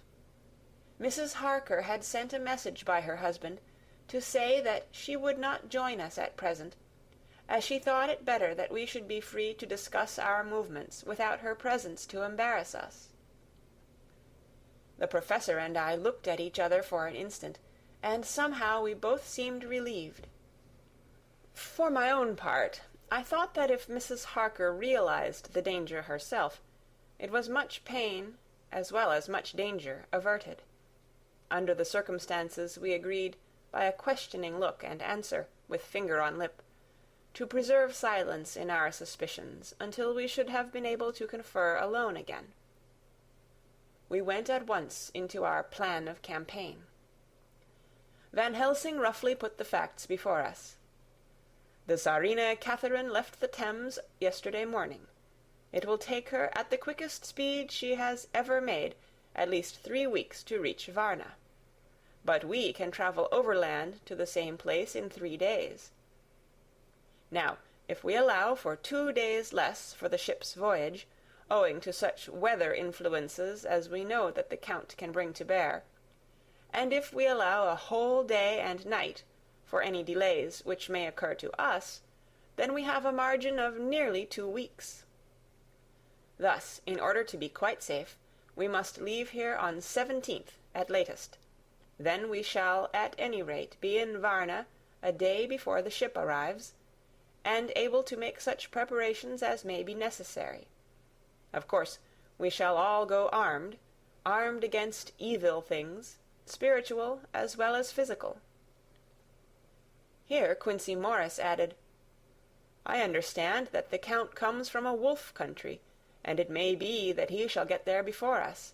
I propose that we add Winchesters to our armament. I have a kind of belief in a Winchester when there is any trouble of that sort around. Do you remember, Art, when we had the pack after us at Tobolsk? What wouldn't we have given then for a repeater apiece?" "Good," said Van Helsing. "Winchesters it shall be. Quincy's head is level at times, but most so when there is to hunt. Metaphor be more dishonour to science than wolves be of danger to man. In the meantime we can do nothing here, and as I think that Varna is not familiar to any of us, why not go there more soon? It is as long to wait here as there. To-night and to-morrow we can get ready, and then if all be well, we four can set out on our journey." "We four?" said Harker, interrogatively, looking from one to another of us. "Of course," answered the Professor quickly. "You must remain to take care of your so-sweet wife." Harker was silent for a while, and then said in a hollow voice, "Let us talk of that part of it in the morning. I want to consult with Mina." I thought that now was the time for Van Helsing to warn him not to disclose our plan to her, but he took no notice. I looked at him significantly and coughed. For answer he put his finger to his lips and turned away. Jonathan Harker's Journal, 5th of October, afternoon. For some time after our meeting this morning I could not think. The new phases of things leave my mind in a state of wonder which allows no room for active thought. Mina's determination not to take any part in the discussion set me thinking. And as I could not argue the matter with her, I could only guess. I am as far as ever from a solution now. The way the others received it, too, puzzled me. The last time we talked of the subject we agreed that there was to be no more concealment of anything amongst us. Mina is sleeping now, calmly and sweetly, like a little child. Her lips are curved, and her face beams with happiness. Thank God, there are such moments still for her. Later. How strange it all is! I sat watching Mina's happy sleep, and I came as near to being happy myself as I suppose I shall ever be. As the evening drew on, and the earth took its shadows from the sun sinking lower, the silence of the room grew more and more solemn to me. All at once Mina opened her eyes, and, looking at me tenderly, said, "Jonathan, I want you to promise me something on your word of honor, a promise made to me, but made holily in God's hearing, and not to be broken though I should go down on my knees and implore you with bitter tears. Quick, you must make it to me at once." "Mina," I said, "a promise like that I cannot make at once. I may have no right to make it." "But, dear one," she said, with such spiritual intensity that her eyes were like pole stars, "it is I who wish it, and it is not for myself. You can ask Dr. Van Helsing if I am not right. If he disagrees, you may do as you will. Nay, more, if you all agree, later you are absolved from the promise." "I promise," I said, and for a moment she looked supremely happy, though to me all happiness for her was denied by the red scar on her forehead. She said, "Promise me that you will not tell me anything of the plans formed for the campaign against the Count, not by word, or inference, or implication, not at any time, whilst this remains to me." And she solemnly pointed to the scar. I saw that she was in earnest, and said solemnly, "I promise." And as I said it, I felt that from that instant a door had been shut between us. Later, midnight. Mina has been bright and cheerful all the evening, so much so that all the rest seem to take courage, as if infected somewhat with her gaiety. As a result, even I myself felt as if the pall of gloom which weighs us down were somewhat lifted. We all retired early. Mina is now sleeping like a little child. It is a wonderful thing that her faculty of sleep remains to her in the midst of her terrible trouble. Thank God for it, for then at least she can forget her care. Perhaps her example may affect me as her gaiety did tonight. I shall try it. Oh, for a dreamless sleep. 6th of October, morning. Another surprise. Mina woke me early, about the same time as yesterday, and asked me to bring Dr. Van Helsing. I thought that it was another occasion for hypnotism, and without question went for the professor. He had evidently expected some such call, for I found him dressed in his room. His door was ajar, so that he could hear the opening of the door of our room. He came at once. As he passed into the room, he asked Mina if the others might come too. "No," she said quite simply. "It will not be necessary. You can tell them just as well. I must go with you on your journey." Dr. Van Helsing was as startled as I was. After a moment's pause, he asked, "But why?" "You must take me with you. I am safer with you, and you shall be safer too." "But why, dear Madam Mina? You know that your safety is our solemnest duty. We go into danger to which you are, or may be, more liable than any of us from circumstances, things that have been." He paused, embarrassed. As she replied, she raised her finger and pointed to her forehead. "I know. That is why I must go. I can tell you now, whilst the sun is coming up, I may not be able again. I know that when the Count wills me, I must go. I know that if he tells me to come in secret, I must, by wile, by any device to hoodwink, even Jonathan." God saw the look that she turned on me as she spoke, and if there be indeed a recording angel, that look is noted to her everlasting honor. I could only clasp her hand. I could not speak. My emotion was too great for even the relief of tears. She went on. "You men are brave and strong. You are strong in your numbers, for you can defy that which would break down the human endurance of one who had to guard alone. Besides, I may be of service, since you can hypnotize me, and so learn that which even I myself do not know." Dr. Van Helsing said gravely, "Madam Mina, you are, as always, most wise. You shall with us come, and together we shall do that which we go forth to achieve." When he had spoken, Mina's long spell of silence made me look at her. She had fallen back on her pillow, asleep. She did not even wake when I had pulled up the blind and let in the sunlight which flooded the room. Van Helsing motioned to me to come with him quietly. We went to his room, and within a minute Lord Godalming, Dr. Seward, and Mr. Morris were with us also. He told them what Mina had said, and went on. "In the morning we shall leave for Varna. We have now to deal with a new factor, Madam Mina.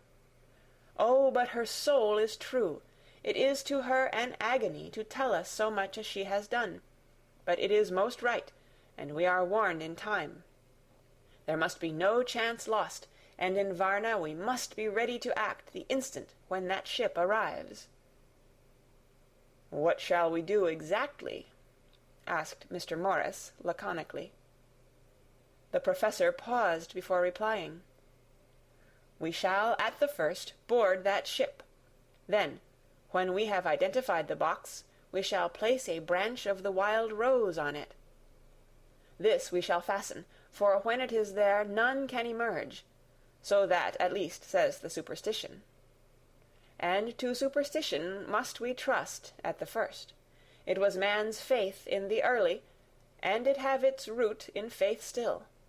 Then, when we get the opportunity that we seek, when none are near to see, we shall open the box, and all will be well." "I shall not wait for any opportunity," said Morris. "When I see the box I shall open it, and destroy the monster, though there were 1,000 men looking on, and if I am to be wiped out for it the next moment." I grasped his hand instinctively, and found it as firm as a piece of steel. I think he understood my look. I hope he did. "Good boy," said Dr. Van Helsing. "Brave boy. Quincy is all man. God bless him for it. My child, believe me, none of us shall lag behind or pause from any fear. I do but say what we may do, what we must do. But indeed, we cannot say what we may do. There are so many things which may happen, and their ways and their ends are so various, that until the moment we may not say. We shall all be armed in all ways, and when the time for the end has come, our effort shall not be lack. Now let us today put all our affairs in order. Let all things which touch on others dear to us, and who on us depend, be complete. For none of us can tell what, or when, or how the end may be. As for me, my own affairs are regulate, and as I have nothing else to do, I shall go make arrangements for the travel. I shall have all tickets and so forth for our journey." There was nothing further to be said, and we parted.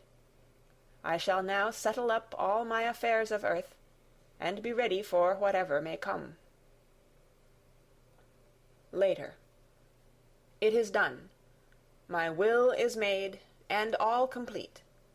Mina, if she survive, is my sole heir. If it should not be so, then the others who have been so good to us shall have remainder. It is now drawing towards the sunset. Mina's uneasiness calls my attention to it. I am sure that there is something on her mind which the time of exact sunset will reveal.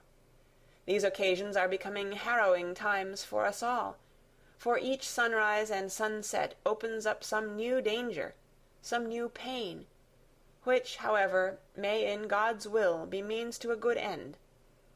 I write all these things in the diary, since my darling must not hear them now. But if it may be that she can see them again, they shall be ready.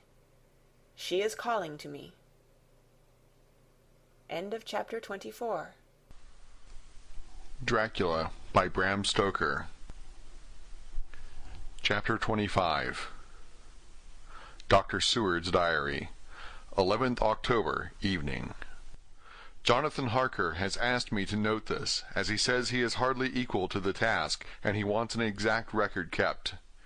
I think that none of us were surprised when we were asked to see Mrs. Harker a little before the time of sunset. We have of late come to understand that sunrise and sunset are to her times of peculiar freedom, when her old self can be manifest without any controlling force subduing or restraining her, or inciting her to action. This mood or condition begins some half hour or more before actual sunrise or sunset, and lasts till either the sun is high, or whilst the clouds are still aglow with the rays streaming above the horizon.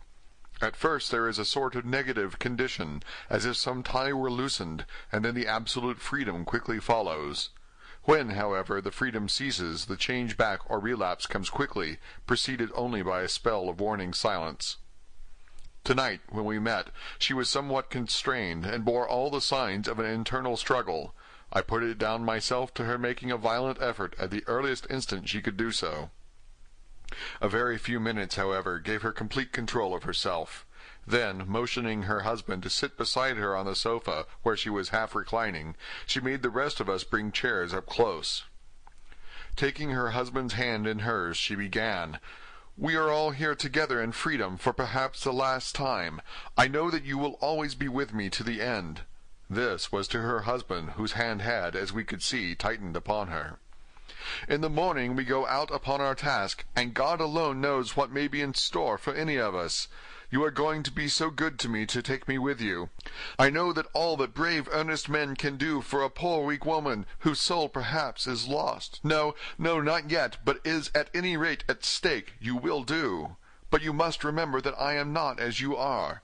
There is a poison in my blood, in my soul, which may destroy me, which must destroy me unless some relief comes to us. Oh, my friends, you know as well as I do that my soul is at stake. And though I know there is one way out for me, you must not and I must not take it." She looked appealing to us all in turn, beginning and ending with her husband. "What is that way?" asked Van Helsing in a hoarse voice. "What is that way which we must not, may not take?" "That I may die now, either by my own hand or that of another, before the greater evil is entirely wrought. I know, and you know, that were I once dead, you could and would set free my immortal spirit, even as you did my poor Lucy's. Were death or the fear of death the only thing that stood in the way, I would not shrink to die here now, amidst the friends who love me. But death is not all. I cannot believe that to die in such a case, when there is hope before us and a bitter task to be done, is God's will. Therefore I on my part give up here the certainty of eternal rest, and go out into the dark, where may be the blackest things that the world or the nether-world holds." We were all silent, for we knew instinctively that this was only a prelude. The faces of the others were set, and Harker's grew ashen gray. Perhaps he guessed better than any of us what was coming. She continued, "This is what I can give into the hotch-pot." I could not but note the quaint legal phrase which she used in such a place, and with all seriousness. "What will each of you give? Your lives I know," she went on quickly. "That is easy for brave men. Your lives are God's, and you can give them back to him. But what will you give to me?" She looked again questioningly, but this time avoided her husband's face. Quincy seemed to understand. He nodded, and her face lit up. "Then I shall tell you plainly what I want, for there must be no doubtful matter in this connection between us now. You must promise me, one and all, even you, my beloved husband, that should the time come, you will kill me." "What is that time?" The voice was Quincy's, but it was low and strained. "When you shall be convinced that I am so changed that it is better that I die that I may live. When I am thus dead in the flesh, then you will, without a moment's delay, drive a stake through me and cut off my head, or do whatever else may be wanting to give me rest." Quincy was the first to rise after the pause. He knelt down before her, and taking her hand in his, said solemnly, "I'm only a rough fellow, who hasn't perhaps lived as a man should to win such a distinction. But I swear to you by all that I hold sacred and dear that, should the time ever come, I shall not flinch from the duty that you have set us. And I promise you, too, that I shall make all certain, for if I am only doubtful, I shall take it that the time has come." "My true friend," was all she could say, amid her fast-falling tears, as bending over she kissed his hand. "I swear the same, my dear Madam Mina," said Van Helsing. "And I," said Lord Godalming, each of them in turn kneeling to her to take the oath. I followed myself. Then her husband turned to her wan-eyed, and with a greenish pallor which subdued the snowy whiteness of his hair, and asked, "And must I, too, make such a promise, O my wife?" "You, too, my dearest," she said, with infinite yearning of pity in her voice and eyes. "You must not shrink. You are nearest and dearest and all the world to me. Our souls are knit into one for all life and all time. Think, dear, that there have been times when brave men have killed their wives and their womenkind to keep them from falling into the hands of the enemy. Their hands did not falter any the more because those that they love implored them to slay them. It is men's duty towards those whom they love in such times of sore trial. And, oh, my dear, if it is to be that I must meet death at any hand, let it be at the hand of him that loves me best. Dr. Van Helsing, I have not forgotten your mercy in poor Lucy's case to him who loved." She stopped with a flying blush, and changed her phrase, "to him who had best right to give her peace. If that time shall come again, I look to you to make it a happy memory of my husband's life that it was his loving hand which set me free from the awful thrall upon me." "Again I swear," came the professor's resonant voice. Mrs. Harker smiled, positively smiled, as with a sigh of relief she leaned back and said, "And now one word of warning, a warning which you must never forget. This time, if it ever come, may come quickly and unexpectedly, and in such case you must lose no time in using your opportunity. At such a time I myself might be nay, if the time ever comes, shall be, leagued with your enemy against you. One more request." She became very solemn as she said this. "It is not vital and necessary like the other, but I want you to do one thing for me, if you will." We all acquiesced, but no one spoke. There was no need to speak. "I want you to read the burial service." She was interrupted by a deep groan from her husband. Taking his hand in hers, she held it over her heart and continued, "You must read it over me some day. Whatever may be the issue of all this fearful state of things, it will be a sweet thought to all or some of us. You, my dearest, will I hope read it, for then it will be in your voice in my memory forever, come what may." "But oh, my dear one," he pleaded, "death is afar off from you." "Nay," she said, holding up a warning hand, "I am deeper in death at this moment than if the weight of an earthly grave lay heavy upon me." "Oh, my wife, must I read it?" he said, before he began. "It would comfort me, my husband," was all she said, and he began to read when she had got the book ready. How could anyone, tell of that strange scene, its solemnity, its gloom, its sadness, its horror, and withal its sweetness? Even a skeptic, who can see nothing but a travesty of bitter truth in anything holy or emotional, would have been melted to the heart had he seen that little group of loving and devoted friends kneeling round that stricken and sorrowing lady, or heard the tender passion of her husband's voice, as in tones so broken and emotional that often he had to pause, he read the simple and beautiful service from the burial of the dead. I cannot go on. Words and voices fail me. She was right in her instinct. Strange as it was, bizarre as it may hereafter seem, even to us who felt its potent influence at the time, it comforted us much. And the silence which showed Mrs. Harker's coming relapse from her freedom of soul did not seem so full of despair to any of us as we had dreaded. Jonathan Harker's Journal, 15 October, Varna. We left Charing Cross on the morning of the 12th, got to Paris the same night, and took the places secured for us in the Orient Express. We traveled night and day, arriving here at about 5 o'clock. Lord Godalming went to Consulate to see if any telegram had arrived for him, while the rest of us came on to this hotel, the Odysseus. The journey may have had incidents. I was, however, too eager to get on to care for them. Until the Tsarina Catherine comes into port, there will be no interest for me in anything in the wide world. Thank God, Mina is well and looks to be getting stronger. Her color is coming back. She sleeps a great deal. Throughout the journey she slept nearly all the time. Before sunrise and sunset, however, she is very wakeful and alert, and it has become a habit for Van Helsing to hypnotize her at such times. At first some effort was needed, and he had to make many passes. But now she seems to yield at once, as if by habit, and scarcely any action is needed. He seems to have power at those particular moments to simply will, and her thoughts obey him. He always asks her what she can see and hear. She answers to the first, "Nothing, all is dark," and to the second, "I can hear the waves lapping against the ship, and the water rushing by. Canvas and cordage strain, and masts and yards creak. The wind is high. I can hear it in the shrouds, and the bow throws back the foam." It is evident that the Tsarina Catherine is still at sea, hastening on her way to Varna.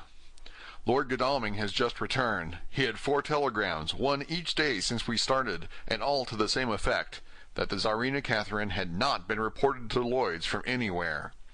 He had arranged before leaving London that his agent should send him every day a telegram saying if the ship had been reported.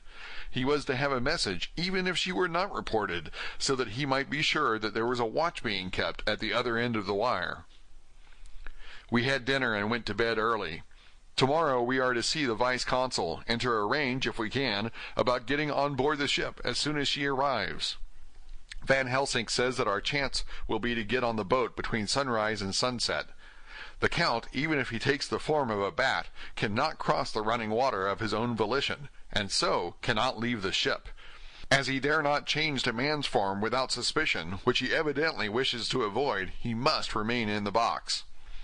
If, then, we can come on board after sunrise, he is at our mercy, for we can open the box and make sure of him, as we did of poor Lucy, before he wakes. What mercy he shall get from us all will not count for much. We think that we shall not have much trouble with officials or the seamen. Thank God, this is the country where bribery can do anything, and we are well supplied with money. We have only to make sure that the ship cannot come into port between sunset and sunrise without our being warned, and we shall be safe. Judge Moneybag will settle this case, I think. 16th October. Mina's report still the same. Lapping waves and rushing water, darkness and favoring winds. We are evidently in good time, and when we hear of the Tsarina Catherine we shall be ready. As she must pass the Dardanelles, we are sure to have some report. 17th October. Everything is pretty well fixed now, I think, to welcome the Count on his return from his tour.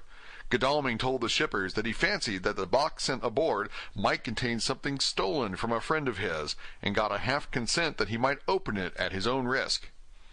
The owner gave him a paper telling the captain to give him every facility in doing whatever he chose on board the ship, and also a similar authorization to his agent at Varna. We have seen the agent, who is much impressed with Godalming's kindly manner to him, and we are all satisfied that whatever he can do to aid our wishes will be done. We have also arranged what to do in case we get the box open. If the Count is there, Van Helsing and Seward will cut off his head at once and drive a stake through his heart. Morris and Godalming and I shall prevent interference, even if we have to use the arms which we shall have ready. The professor says that if we can so treat the Count's body, it will soon after fall into dust. In such case there would be no evidence against us in case any suspicion of murder were aroused. But even if it were not, we should stand or fall by our act, and perhaps some day this very script may be evidence to come between some of us and a rope. For myself, I should take the chance only too thankfully if it were to come. We mean to leave no stone unturned to carry out our intent. We have arranged with certain officials that the instant the Tsarina Catherine is seen, we are to be informed by a special messenger. 24th October. A whole week of waiting. Daily telegrams to Godalming, but only the same story. Not yet reported. Mina's morning and evening hypnotic answer is unvaried. Lapping waves, rushing water, and creaking masts. Telegram, October 24th, Rufus Smith, Lloyd's, London, to Lord Godalming, care of H.B.M. Vice-Consul Varna. Tsarina Catherine reported this morning from Dardanelles. Dr. Seward's diary, 25th October. How I miss my phonograph. To write a diary with a pen is irksome to me, but Van Helsing says I must. We were all wild with excitement yesterday when Godalming got his telegram from Lloyd's. I know now what men feel in battle when the call to action is heard. Mrs. Harker, alone of our party, did not show any signs of emotion. After all, it is not strange that she did not, for we took special care not to let her know anything about it, and we all tried not to show any excitement when we were in her presence. In old days she would, I am sure, have noticed, no matter how we might have tried to conceal it. But in this way she is greatly changed during the past 3 weeks. The lethargy grows upon her, and though she seems strong and well, and is getting back some of her color, Van Helsing and I are not satisfied. We talk of her often. We have not, however, said a word to the others. It would break poor Harker's heart, certainly his nerve, if he knew that we had even a suspicion on the subject. Van Helsing examines, he tells me, her teeth very carefully, whilst she is in the hypnotic condition, for he says that so long as they do not begin to sharpen, there is no active danger of a change in her. If this change should come, it would be necessary to take steps. We both know what those steps would have to be, though we do not mention our thoughts to each other. We should neither of us shrink from the task, awful though it may be to contemplate. Euthanasia is an excellent and comforting word, and I am grateful to whoever invented it. It is only about 24 hours' sail from the Dardanelles to here, at the rate the Tsarina Catherine has come from London. She should therefore arrive some time in the morning, but as she cannot possibly get in before noon, we are all about to retire early. We shall get up at 1 o'clock, so as to be ready. 25th October, noon. No news yet of the ship's arrival. Mrs. Harker's hypnotic report this morning was the same as usual, so it is possible that we may get news at any moment. We men are all in a fever of excitement, except Harker, who is calm. His hands are cold as ice, and an hour ago I found him whetting the edge of the great Gurkha knife which he now always carries with him. It will be a bad lookout for the Count if the edge of that kukri ever touches his throat, driven by that stern, ice-cold hand. Van Helsing and I were a little alarmed about Mrs. Harker today. About noon she got into a sort of lethargy which we did not like. Although we kept silence to the others, we were neither of us happy about it. She had been restless all the morning, so that we were at first glad to know that she was sleeping. When, however, her husband mentioned casually that she was sleeping so soundly that he could not wake her, we went to her room to see for ourselves. She was breathing naturally, and looked so well and peaceful that we agreed that the sleep was better for her than anything else. Poor girl! She has so much to forget that it is no wonder that sleep, if it brings oblivion to her, does her good. Later. Our opinion was justified, for when after a refreshing sleep of some hours she woke up, she seemed brighter and better than she had been for days. At sunset she made the usual hypnotic report. Wherever he may be in the Black Sea, the Count is hurrying to his destination. To his doom, I trust. 26th October. Another day, and no tidings of the Tsarina Catherine. She ought to be here by now. That she is still journeying somewhere is apparent, for Mrs. Harker's hypnotic report at sunrise was still the same. It is possible that the vessel may be lying by at times for fog. Some of the steamers which came in last evening reported patches of fog both to the north and south of the port. We must continue our watching, as a ship may now be signaled any moment. 27th October, noon.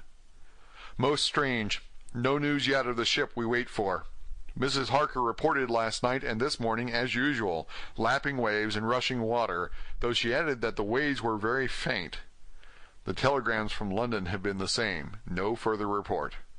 Van Helsing is terribly anxious, and told me just now that he fears the Count is escaping us. He added significantly, "I did not like that lethargy of Madame Mina's. Souls and memories can do strange things during trance." I was about to ask him more, but Harker just then came in, and he held up a warning hand. We must try tonight at sunset to make her speak more fully when in her hypnotic state. 28th October, telegram. Rufus Smith, London, to Lord Godalming, care HBM Vice-Consul Varna.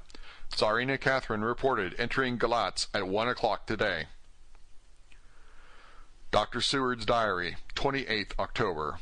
When the telegram came announcing the arrival in Galatz, I do not think it was such a shock to any of us as might have been expected.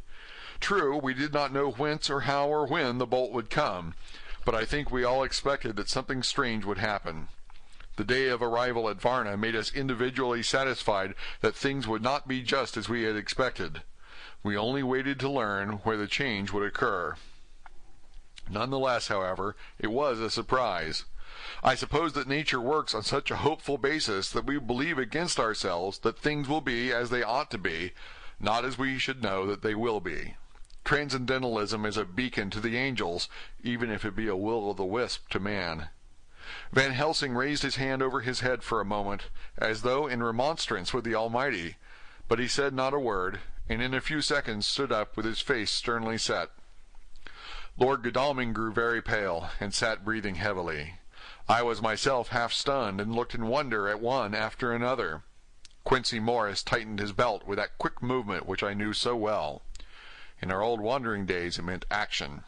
Mrs. Harker grew ghastly white, so that the scar on her forehead seemed to burn, but she folded her hands meekly and looked up in prayer.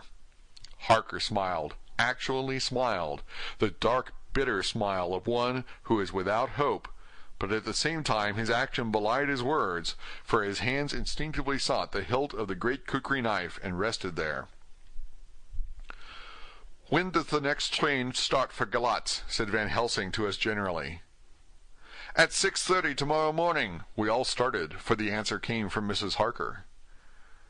"How on earth do you know?" said Art. You forget, or perhaps you do not know, though Jonathan does, and so does Dr. Van Helsing, that I am the train fiend.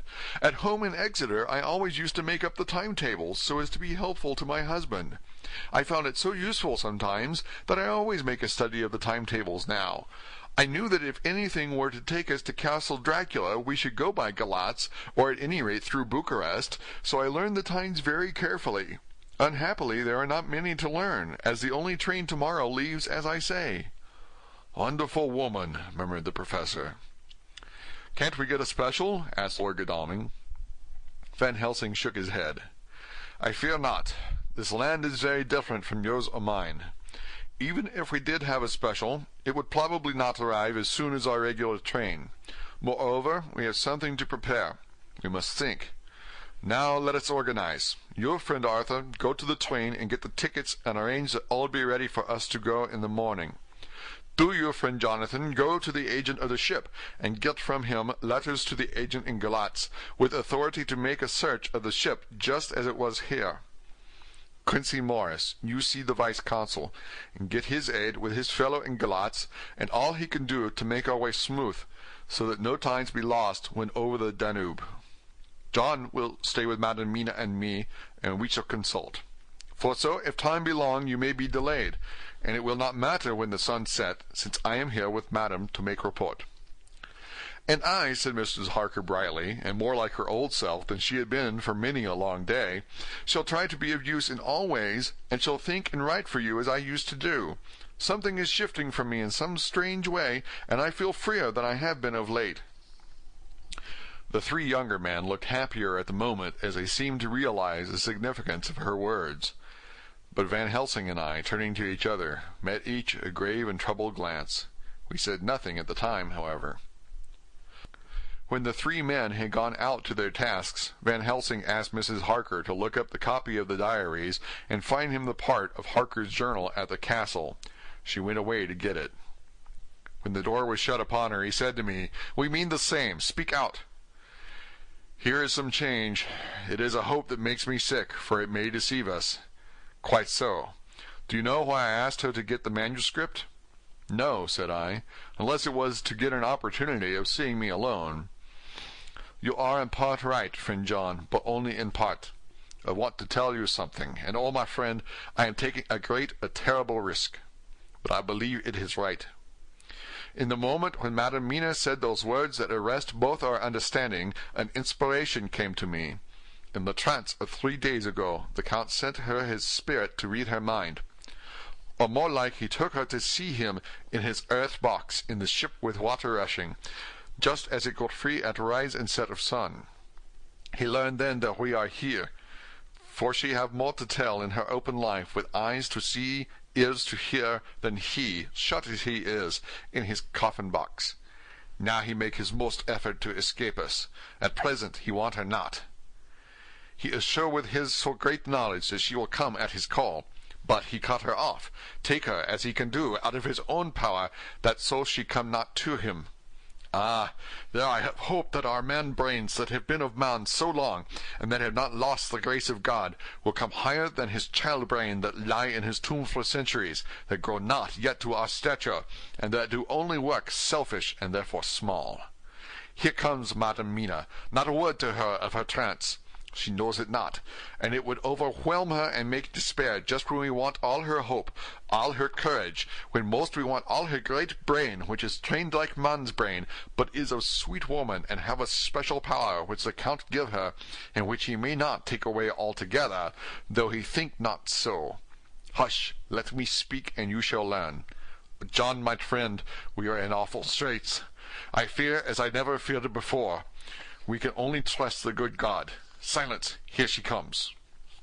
I thought that the professor was going to break down and have hysterics, just as he had when Lucy died, but with a great effort he controlled himself, and was at perfect nervous poise when Mrs. Harker tripped into the room, bright and happy-looking, and in the doing of work seemingly forgetful of her misery.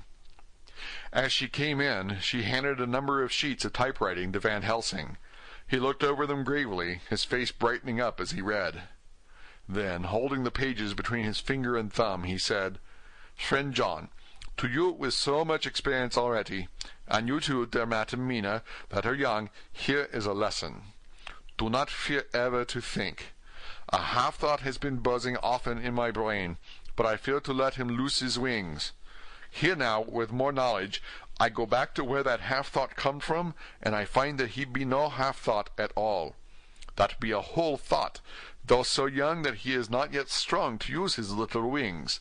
Nay, like the ugly duck of my friend Hans Andersen, he be no duck thought at all, but a big swan thought that sail nobly on big wings when the time come for him to try them.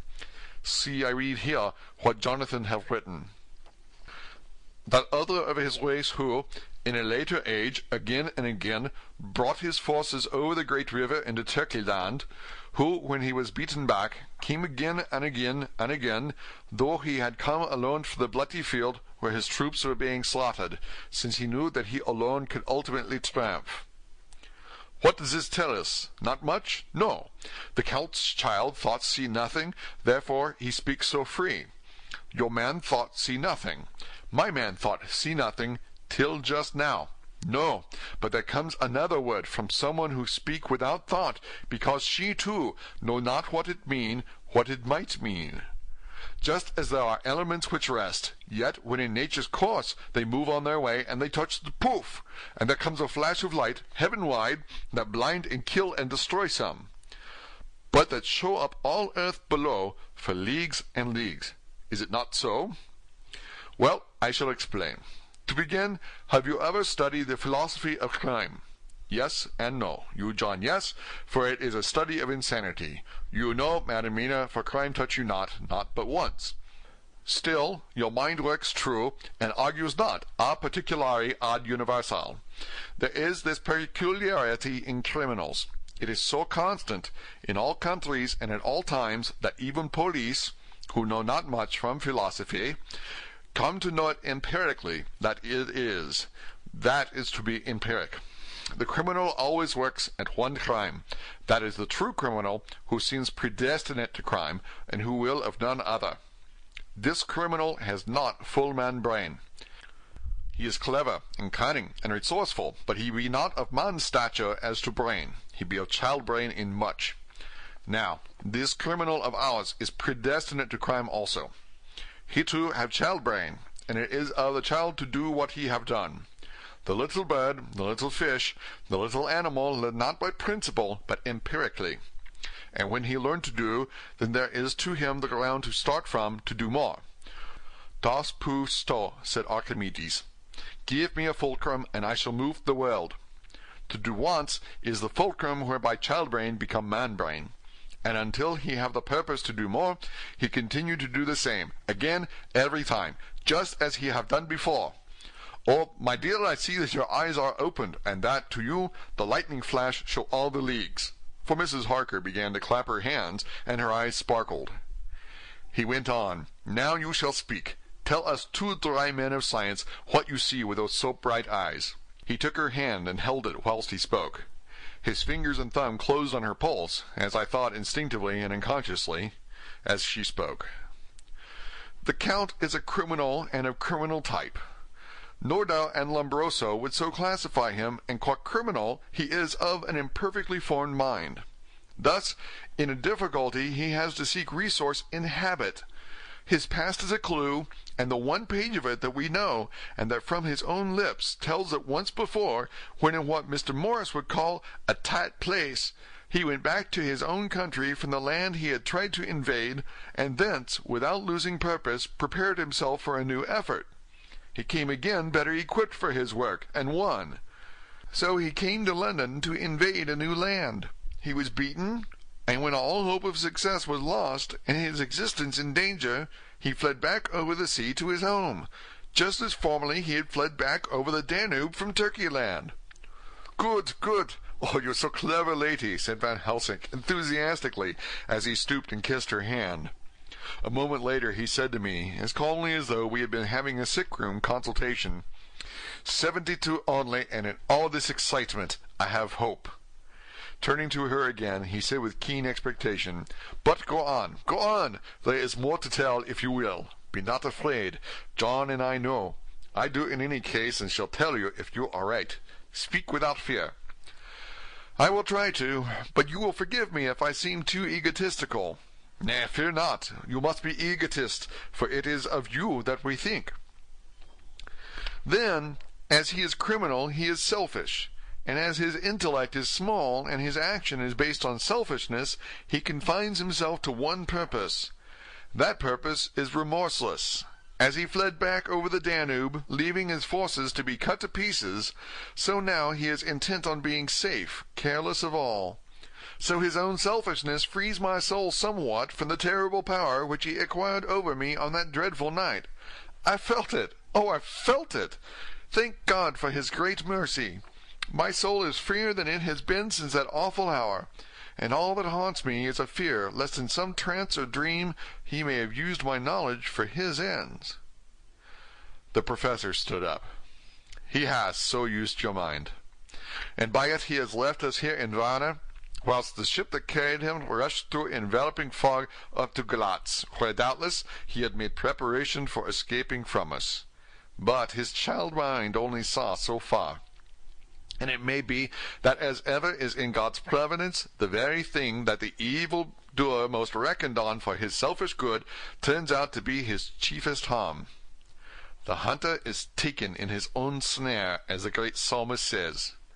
For now that he think he is free from every trace of us all, and that he has escaped us with so many hours to him, then his selfish child brain will whisper him to sleep. He think, too, that as he cut himself off from knowing your mind, there can be no knowledge of him to you, and that is where he fail. That terrible baptism of blood which he give you makes you free to go to him in spirit, as you have yet done in your times of freedom when the sun rise and set. At such times you go by my volition, and not by his. And this power to good of you and others you have won from your suffering at his hands. This is now all more precious that he know it not, and to guard himself have even cut himself off from his knowledge of our where. We, however, are not selfish, and we believe that God is with us through all this blackness, and these many dark hours. We shall follow him, and we shall not flinch, even if we peril ourselves that we become like him. Friend John, this has been a great hour, and it have done much to advance us on our way. You must be scribe and write him all down, so that when the others return from their work you can give it to them, then they shall know as we do. And so I have written it, whilst we wait their return, and Mrs. Harker has written with the typewriter, all since she brought the manuscript to us.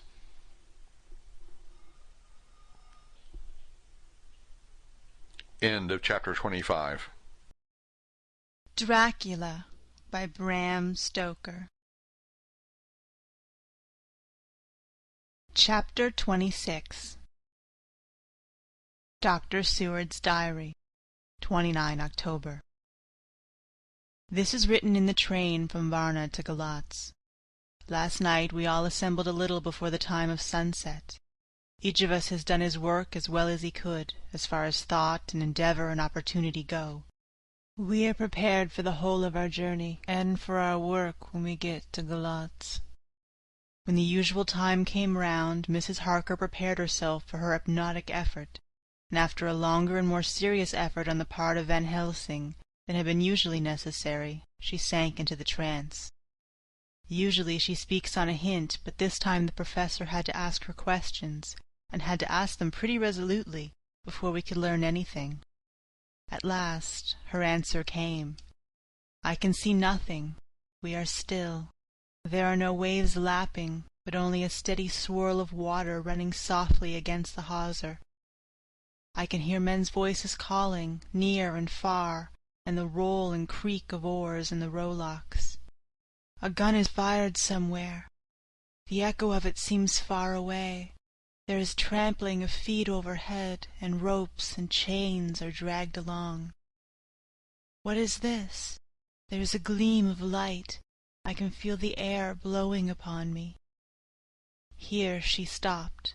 She had risen, as if impulsively, from where she lay on the sofa, and raised both her hands, palms upwards, as if lifting a weight. Van Helsing and I looked at each other with understanding. Quincy raised his eyebrows slightly and looked at her intently. whilst Harker's hand instinctively closed round the hilt of his kukri. There was a long pause. We all knew that the time when she could speak was passing, but we felt that it was useless to say anything.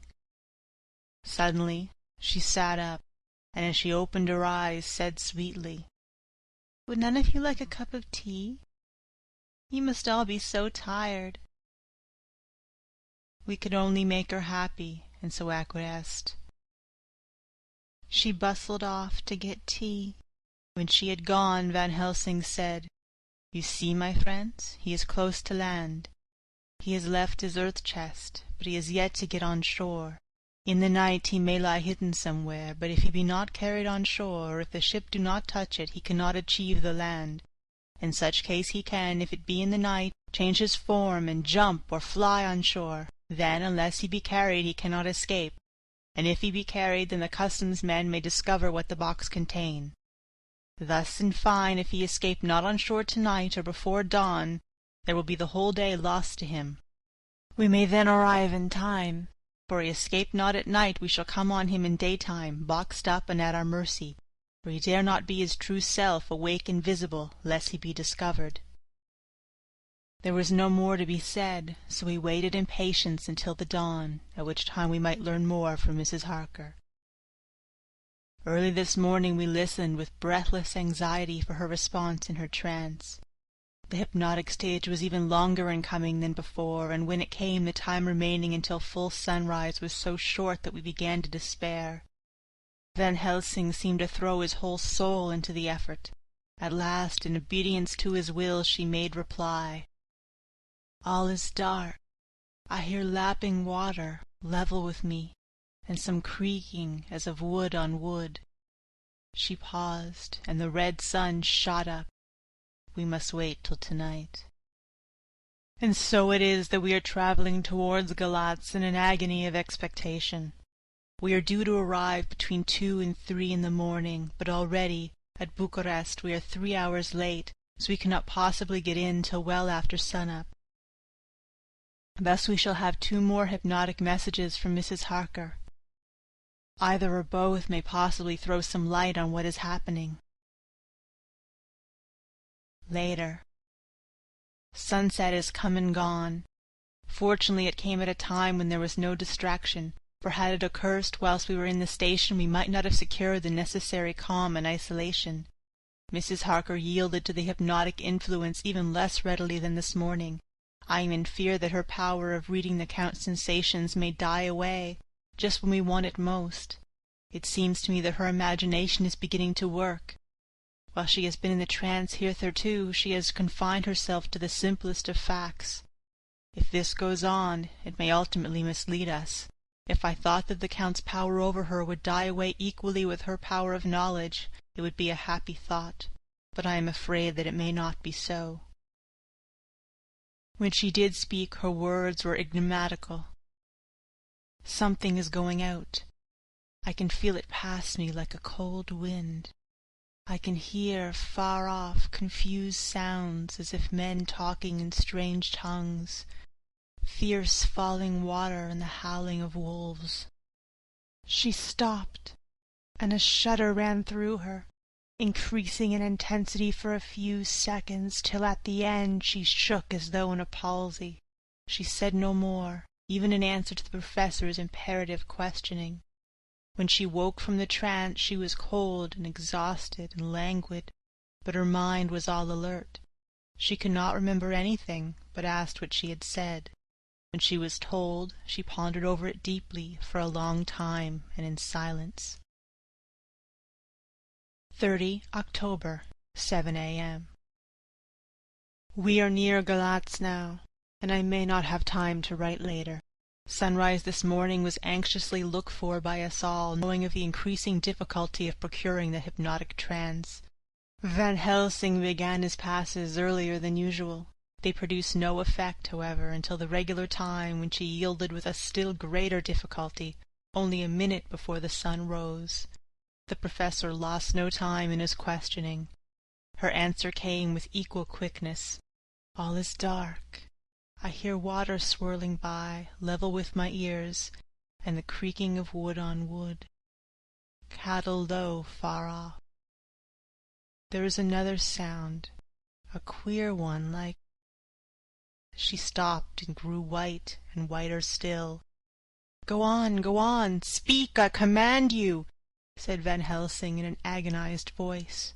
At the same time there was despair in his eyes, for the risen sun was reddening even Mrs. Harker's pale face. She opened her eyes, and we all started as she said, sweetly and seemingly with the utmost unconcern, "Oh, Professor, why ask me to do what you know I can't? I don't remember anything." Then, seeing the look of amazement on our faces, she said, turning from one to the other with a troubled look, "What have I said? What have I done? I know nothing, only that I was lying here half asleep and heard you say, 'Go on, speak, I command you.' It seems so funny to hear you order me about as if I were a bad child." "Oh, Madam Mina," he said sadly, "it is proof, if proof be needed, of how I love and honor you, when a word for your good, spoken more earnest than ever, can seem so strange because it is to order her whom I am proud to obey. The whistles are sounding. We are nearing Galatz. We are on fire with anxiety and eagerness." Mina Harker's Journal, 30 October. Mr. Morris took me to the hotel where our rooms had been ordered by telegraph, he being the one who could best be spared, since he does not speak any foreign language. The forces were distributed much as they had been at Varna, except that Lord Godalming went to the vice-consul, as his rank might serve as an immediate guarantee of some sort to the official, we being in extreme hurry. Jonathan and the two doctors went to the shipping agent to learn particulars of the arrival of the Tsarina Catherine. Later, Lord Godalming has returned. The consul is away, and the vice-consul sick, so the routine work has been attended to by a clerk. He was very obliging, and offered to do anything in his power. Jonathan Harker's Journal, 30 October. At 9 o'clock, Dr. Van Helsing, Dr. Seward, and I called on Messrs. Mackenzie and Steinkopf, the agents of the London firm of Hapgood. They had received a wire from London in answer to Lord Godalming's telegraphed request, asking them to show us any civility in their power. They were more than kind and courteous, and took us at once on board the Tsarina Catherine, which lay at anchor out in the river harbour. There we saw the captain, Donaldson by name, who told us of his voyage. He said that in all his life he had never had so favourable a run. "Man," he said, "but it made us go afraid, for we expected if we should have to pay for with some rare piece of ill luck so as to keep up the average. It's no canny to run frae London to the Black Sea with a wind ant ye, as though the deil himself was blowing on your sail for ane purpose, and at the time we could no spare a thing. Gin we were nigh a ship or poor a headland, a fog fell on us and travelled with us till we were at a heavy lifted, and we looked out the deil a thing could we see. We ran by Gibraltar without being able to signal, and till we came to the Dardanelles we had to wait to get our permit to pass. We never were within hail o' aught.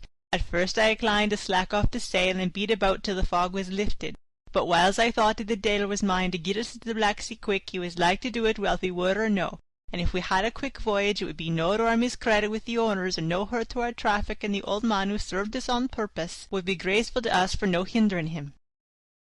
This mixture of simplicity and cunning, of superstition and commercial reasoning, aroused Van Helsing, who said, "Mine friend, that devil is more clever than he is thought by some, and he know when we meet his match." The skipper was not displeased with the compliment, and went on, "When we got past the Bosphorus, the man began to grumble. Some of them, the Romanians, came and asked me to heave overboard a big box to be put on board by a queer-looking old man just before we had started frae London. I hadn't seen them spare at the fellow, and put out the twa fingers when they saw him to guard them against the evil eye. Man, but the superstition of foreigners is perfectly ridiculous. I sent them about their business pretty quick, but just after the fog closed in on us I felt a wee bit as they did unearth something, though I wouldn't say it was agin the big box. Well, on we went, and as the fog didn't let up for 5 days I just let the wind carry us, for if the dealer wanted us to go somewheres, well, he'd fetch it up all right. As if he didn't, well, we'd keep a sharp look-out anyhow. Sure enough, we had our fire away in deep water all the time, and 2 days ago, when the morning sun came through the fog, we found ourselves just in the river opposite Galiz. The Roumanians went wild and wanted me right or wrong to take out the box and fling it in the river. I had to argue with them about it with a hapspike. And when the last of them rose off the deck with his head in his hand, I convinced them that, evil eye or no evil eye, the property and the trust of my owners are better in my hands than in the river Danube. They had Mine taking the box on the deck, ready to fling in, and as if they were marked to Galiz via Varna, I thought it'll lie till we discharge in the port and we get rid of it altogether. We didn't do much clearing that day, and had to remain the night at anchor, but in the morning, an hour before sun-up, a man came aboard with an order written to him from England to receive a box marked for one Count Dracula. Sure enough, the order was all ready for his hand. He had his papers all right, and glad I was to be rid of the darned thing, for I was beginning myself to feel uneasy about it. If the Dale did have a luggage aboard the ship, I'm thinking it was not other than that the same. What was the name of the man who took it? Asked Van Helsing with restrained eagerness. I'll be telling you quick, he answered, and stepped down to his cabin, producing a receipt signed Emanuel Hiddlesleim. Bergenstrasse 16 was the address. We found out this was all the captain knew, so with thanks we came away. We found Hiddlesheim in his office, a Hebrew of rather the Adelphi Thader type, with a nose like a sheep and a fez. His arguments were pointed with specie, we doing the punctuation, and with a little bargaining he told us what he knew. This turned out to be simple but important. He had received a letter from Mr. Deville of London, telling him to receive, if possible before sunrise so as to avoid customs, a box which would arrive at Galatz in the Tsarina Catherine. This he was to give in charge to a certain Petrov Skinsky, who dealt with the Slovaks who traded down the river to the port. He had been paid for his work by an English bank-note, which had been duly cashed for gold at the Danube International Bank. When Skinsky had come to him, he had taken him to the ship and handed over the box so as to save porterage. That was all he knew. We then sought for Skinsky, but were unable to find him. One of his neighbors, who did not seem to bear him any affection, said that he had gone away 2 days before, no one knew whither. This was corroborated by his landlord, who had received by messenger the key of the house, together with the rent due, in English money. This had been between 10 and 11 o'clock last night. We were at a standstill again. Whilst we were talking, one came running and breathlessly gasped out that the body of Skinsky had been found inside the well of the churchyard of St. Peter, and that the throat had been torn open as if by some wild animal. Those we had been speaking with ran off to see the horror, the women crying out, "This is the work of a Slovak!" We hurried away, lest we should have been in some way drawn into the affair and so detained. As we came home we could arrive at no definite conclusion. We were all convinced that the box was on its way by water to somewhere, but where that might be we would have to discover. With heavy hearts we came home to the hotel, to Mina. When we met together, the first thing was to consult as to taking Mina again into our confidence. Things are getting desperate, and it is at least a chance, though a hazardous one. As a preliminary step, I was released from my promise to her. Mina Harker's Journal, 30 October, evening. They were so tired and worn out and dispirited that there was nothing to be done till they had some rest. So I asked them all to lie down for a half-hour whilst I should enter everything up to the moment. I feel so grateful to the man who invented the traveller's typewriter, and to Mr. Morris for getting this one for me. I should have felt quite astray doing the work if I had to write with a pen. It is all done. Poor, dear, dear Jonathan, what he must have suffered, what he must be suffering now. He lies on the sofa, hardly seeming to breathe, and his whole body appears in collapse. His brows are knit, his face is drawn with pain. Poor fellow, maybe he is thinking, and I can see his face all wrinkled up with the concentration of his thoughts. Oh, if only I could help at all! I shall do what I can. I have asked Dr. Van Helsing, and he has got me all the papers that I have not yet seen. Whilst they are resting, I shall go over all carefully, and perhaps I may arrive at some conclusion. I shall try to follow the professor's example and think without prejudice on the facts before me. I do believe that under God's providence I shall have made a discovery, I shall get the maps and look over them. I am more than ever sure that I am right. My new conclusion is ready, so I shall get our party together and read it. They can judge it. It is well to be accurate, and every minute is precious. Mina Harker's memorandum, entered in her journal. Ground of inquiry. Count Dracula's problem is to get back to his own place. A. He must be brought back by someone. This is evident, for he had power to move himself as he wished. He could go either as man or wolf or bat, or in some other way. He evidently fears discovery or interference in the state of helplessness in which he must be, confined as he is between dawn and sunset in his wooden box. B. How is he to be taken? Here a process of exclusions may help us, by road, by rail, by water. 1. By road.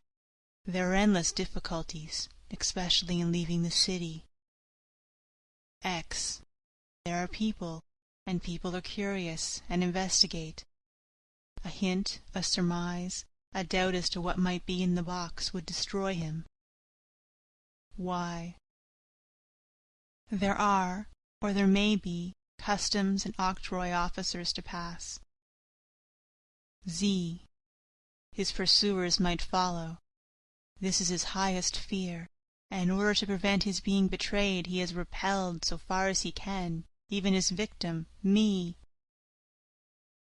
2. By rail. There is no one in charge of the box. It would have to take its chance of being delayed, and delay would be fatal with enemies on the track.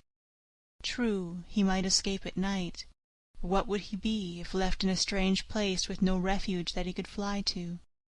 This is not what he intends, and he does not mean to risk it. 3. By water. Here is the safest way in one respect, but with most danger in another. On the water he is powerless, except at night. Even then he can only summon fog and storm and snow and his wolves. But were he wrecked, the living water would engulf him, helpless, and he would indeed be lost. He could have the vessel drive to land, but if it were unfriendly land, wherein he was not free to move, his position would still be desperate. We know from the record that he was on the water, so what we have to do is to ascertain what water. The first thing is to realize exactly what he has done as yet. We may, then, get a light on what his task is to be. Firstly, we must differentiate between what he did in London as part of his general plan of action, when he was pressed for moments and had to arrange as best he could.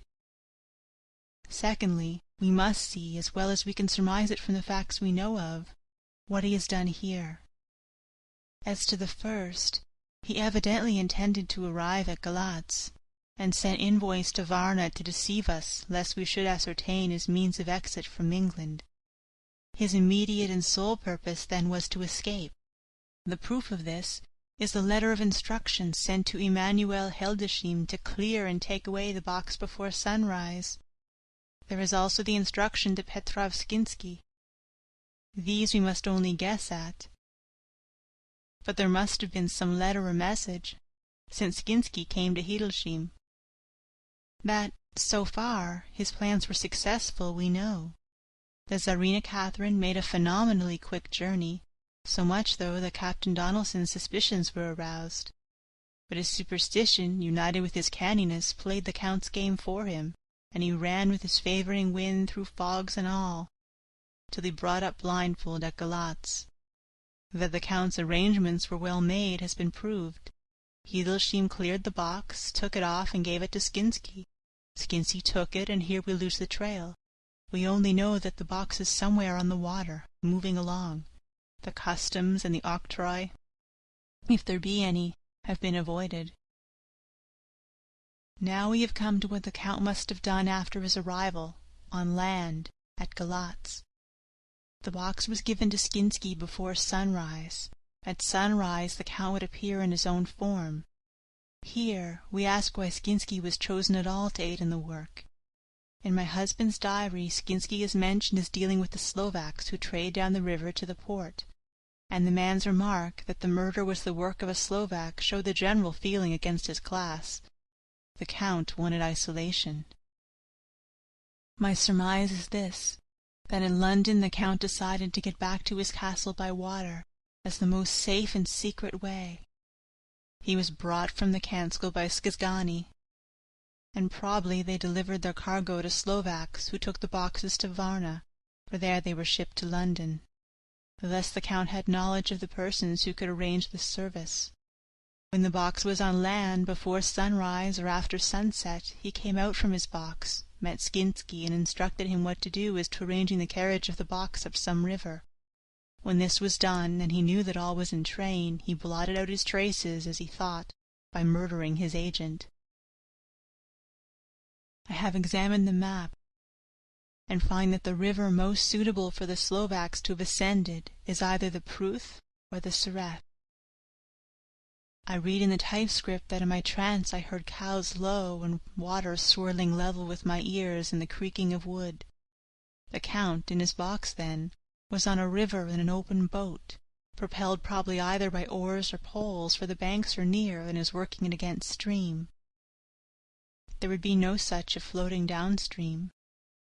Of course, it may not be either the Sareth or the Pruth, but we may possibly investigate further.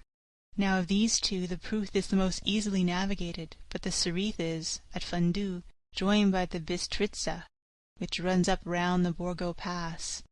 The loop it makes is manifestly as close to Dracula's castle as can be got by water. Mina Harker's Journal. Continued. When I had done reading, Jonathan took me in his arms and kissed me. The others kept shaking me by both hands, and Dr. Van Helsing said, "Our dear Madam Mina is once more our teacher. Her eyes have been where we were blinded. Now we are on the track once again, and this time we may succeed. Our enemy is at his most helpless, and if we can come on him by day, on the water, our task will be over. He has a start, but he is powerless to hasten, as he may not leave his box, lest those who carry him may suspect. For them to suspect would be to prompt them to throw him in the stream where he perish. This he knows, and will not. Now, men, to our council of war, for here and now we must plan what each and all shall do." "I shall get a steam launch, and follow him," said Lord Godalming. "And I, horses to follow on the bank, lest he chance to land," said Mr. Morris. "Good," said the Professor. "Both good, but neither must go alone. There must be force to overcome force if need be. The Slovak is strong and rough, and he carries rude arms." All the men smiled, for amongst them they carried a small arsenal. Said Mr. Morris, "I have brought some Winchesters. They are pretty, handy in a crowd, and there may be wolves. The Count, if you remember, took some other precautions. He made some requisitions on others that Mrs. Harker could not quite hear or understand. We must be ready at all points." Dr. Seward said, "I think I had better go with Quincy. We have been accustomed to hunt together, and we two, well armed, will be a match for whatever may come along. You must not be alone, Art. It may be necessary to fight the Slovaks, and a chance thrust, for I don't suppose these fellows carry guns, would undo all our plans. There must be no chances this time. We shall not rest until the Count's head and body have been separated, and we are sure that he cannot reincarnate."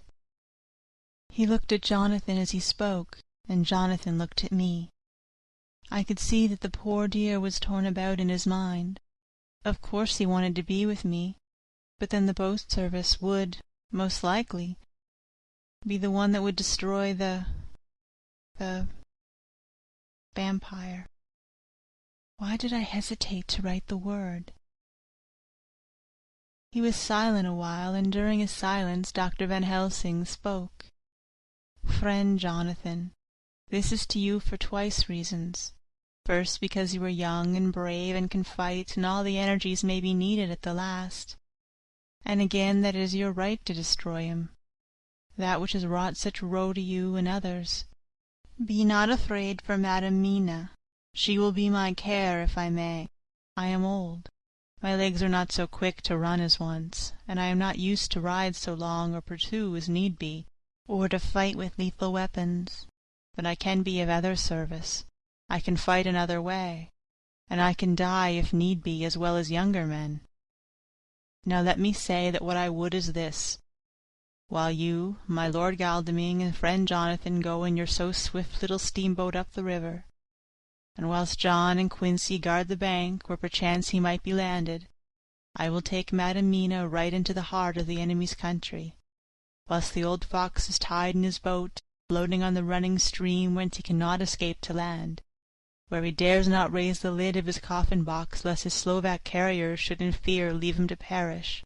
We shall go in the track where Jonathan went, from Bistritz over the Borgo, and find our way to the castle of Dracula. Here Madam Mina's hypnotic power will surely help, and we shall find our way, all dark and unknown otherwise. After the first sunset we are near that fateful place. There is much to be done, and other places to be made sanctified, so that the nest of the vipers be obliterated. Here Jonathan interrupted him hotly. Do you mean to say, Professor Van Helsing, that you would bring Mina, in her sad case, and tainted as she is with the devil's illness, right into the jaws of his death-trap? Not for the world, not for heaven or hell. He became almost speechless for a minute, and then went on. Do you know what that place is? Have you seen that awful den of hellish infamy, with the very moonlight alive with grisly shapes, and every speck of dust that whirls in the wind a devouring monster in embryo? Have you felt the vampire's lips upon your throat?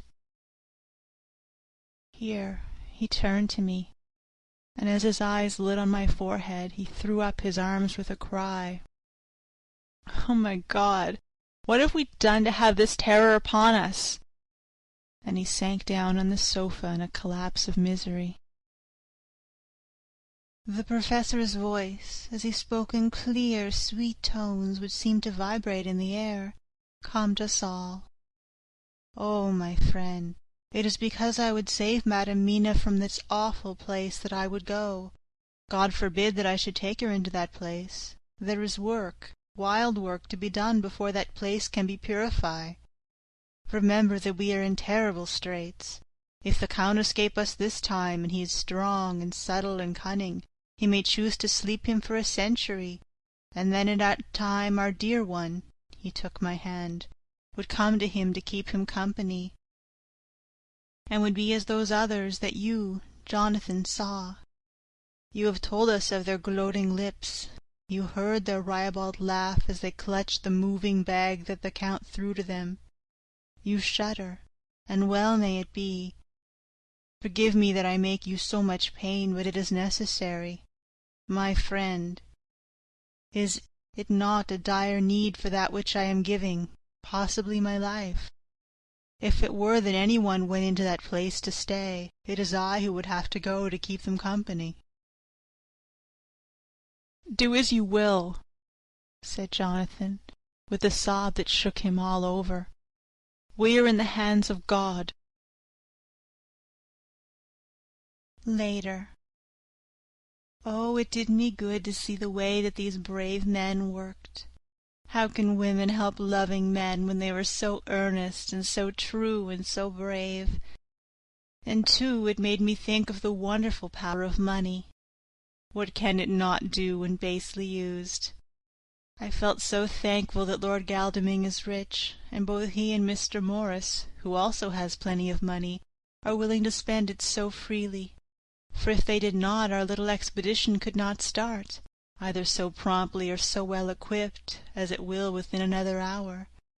It is not 3 hours since it was arranged what part each of us was to do, and now Lord Godalming and Jonathan have a lovely steam launch, with steam up ready to start at a moment's notice. Dr. Seward and Mr. Morris have 6 good horses, well appointed. We all have the maps and appliances of various kinds that can be had. Professor Van Helsing and I are to leave by the 11:40 train tonight for Foresti, where we are to get a carriage to drive to the Borgo Pass. We are bringing a great deal of ready money, as we are to buy a carriage and horses. We shall drive ourselves, for we have no one whom we can trust in the matter. The professor knows something of a great many languages, so we shall get on all right. We have all got arms, even for me a large-bore revolver. Jonathan would not be happy unless I was armed like the rest. Alas! I cannot carry one arm that the rest do. The scar on my forehead forbids that. Dear Dr. Van Helsing comforts me by telling me that I am fully armed, as there may be wolves. The weather is getting colder every hour, and there are snow flurries which come and go as warnings. Later. It took all my courage to say good-bye to my darling. We may never meet again. Courage, Mina. The professor is looking at you keenly. His look is a warning. There must be no tears now, unless it may be that God will let them fall in gladness. Jonathan Harker's Journal, 30 October, Night. I am writing this in the light from the furnace door of the steam launch. Lord Godalming is firing up. He is an experienced hand at the work, as he has had for years a launch of his own on the Thames and another on the Norfolk Broads. Regarding our plans, we finally decided that Mina's guess was correct, and that if any waterway was chosen for the Count's escape back to his castle, the Sareth, and then the Bistritza at its junction, would be the one.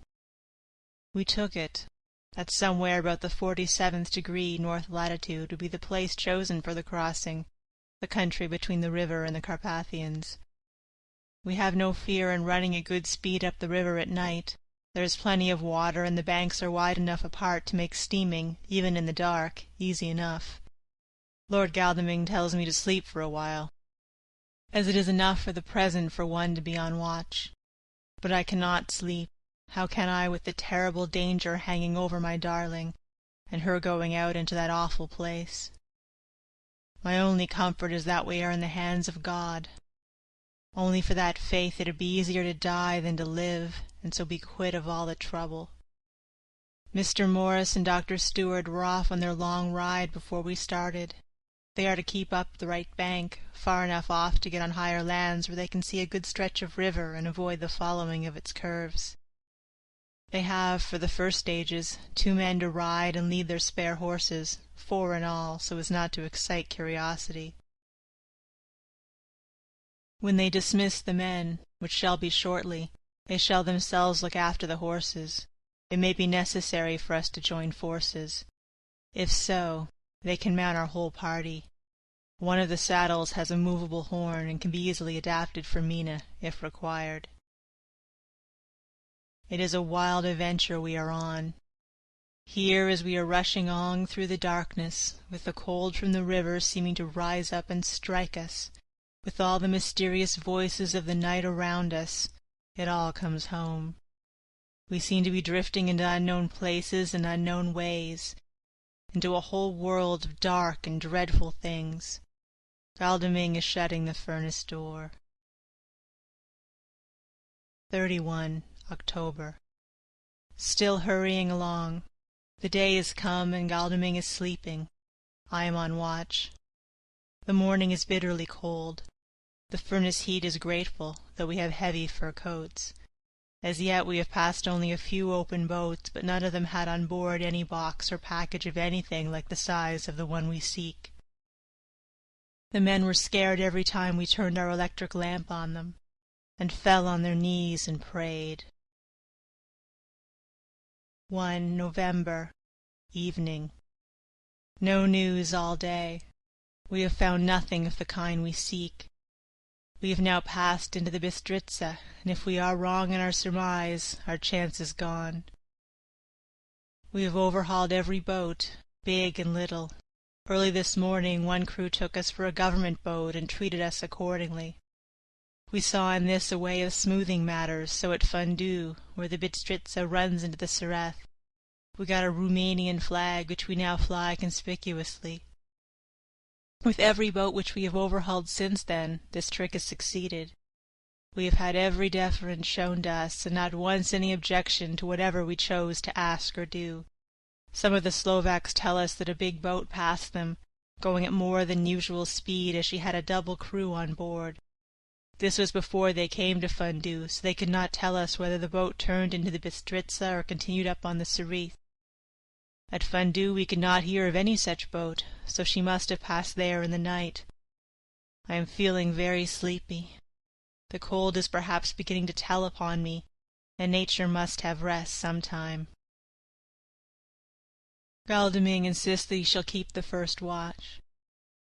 God bless him for all his goodness to poor dear Mina and me. 2 November. Morning. It is broad daylight. That good fellow would not wake me. He says it would have been a sin too, for I slept peacefully and was forgetting my trouble. It seems brutally selfish to me to have slept so long and let him watch all night, but he was quite right.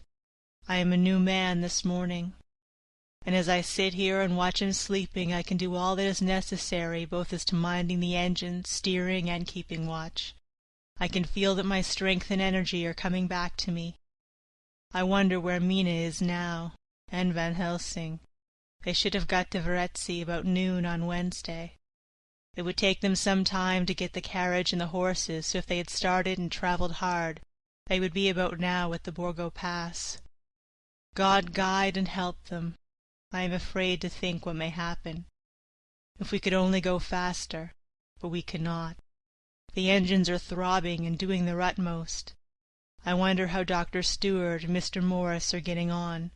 There seem to be endless streams running down the mountains into this river, but as none of them are very large, at present, at all events, though they are doubtless terrible in winter and when the snow melts, the horsemen may not have met much obstruction.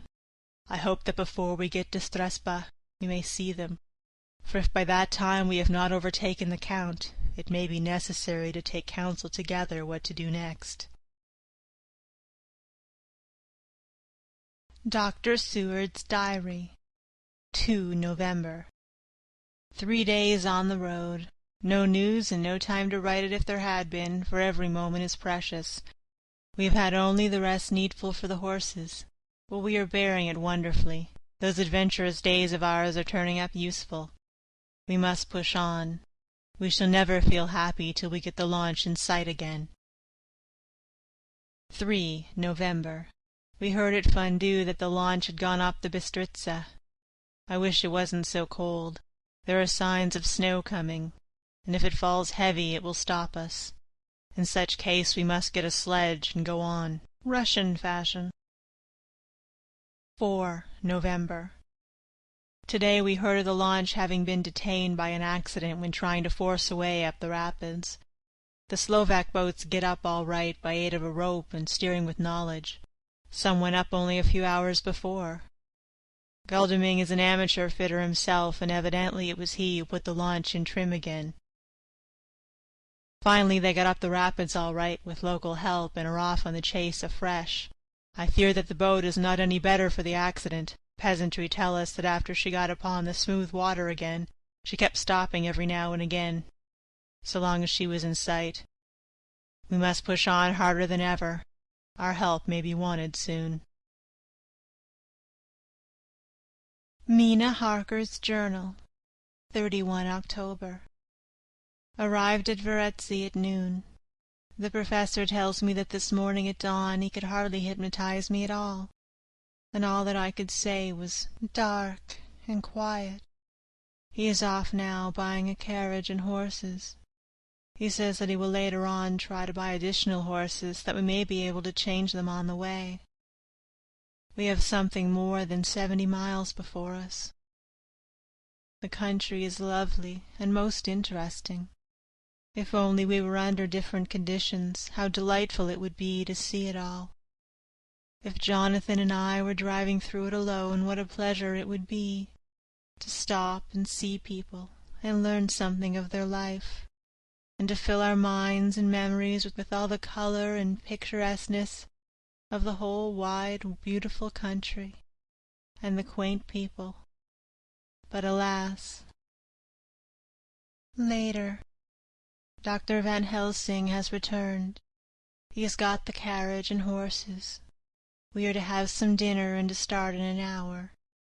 The landlady is putting us up a huge basket of provisions. It seems enough for a company of soldiers.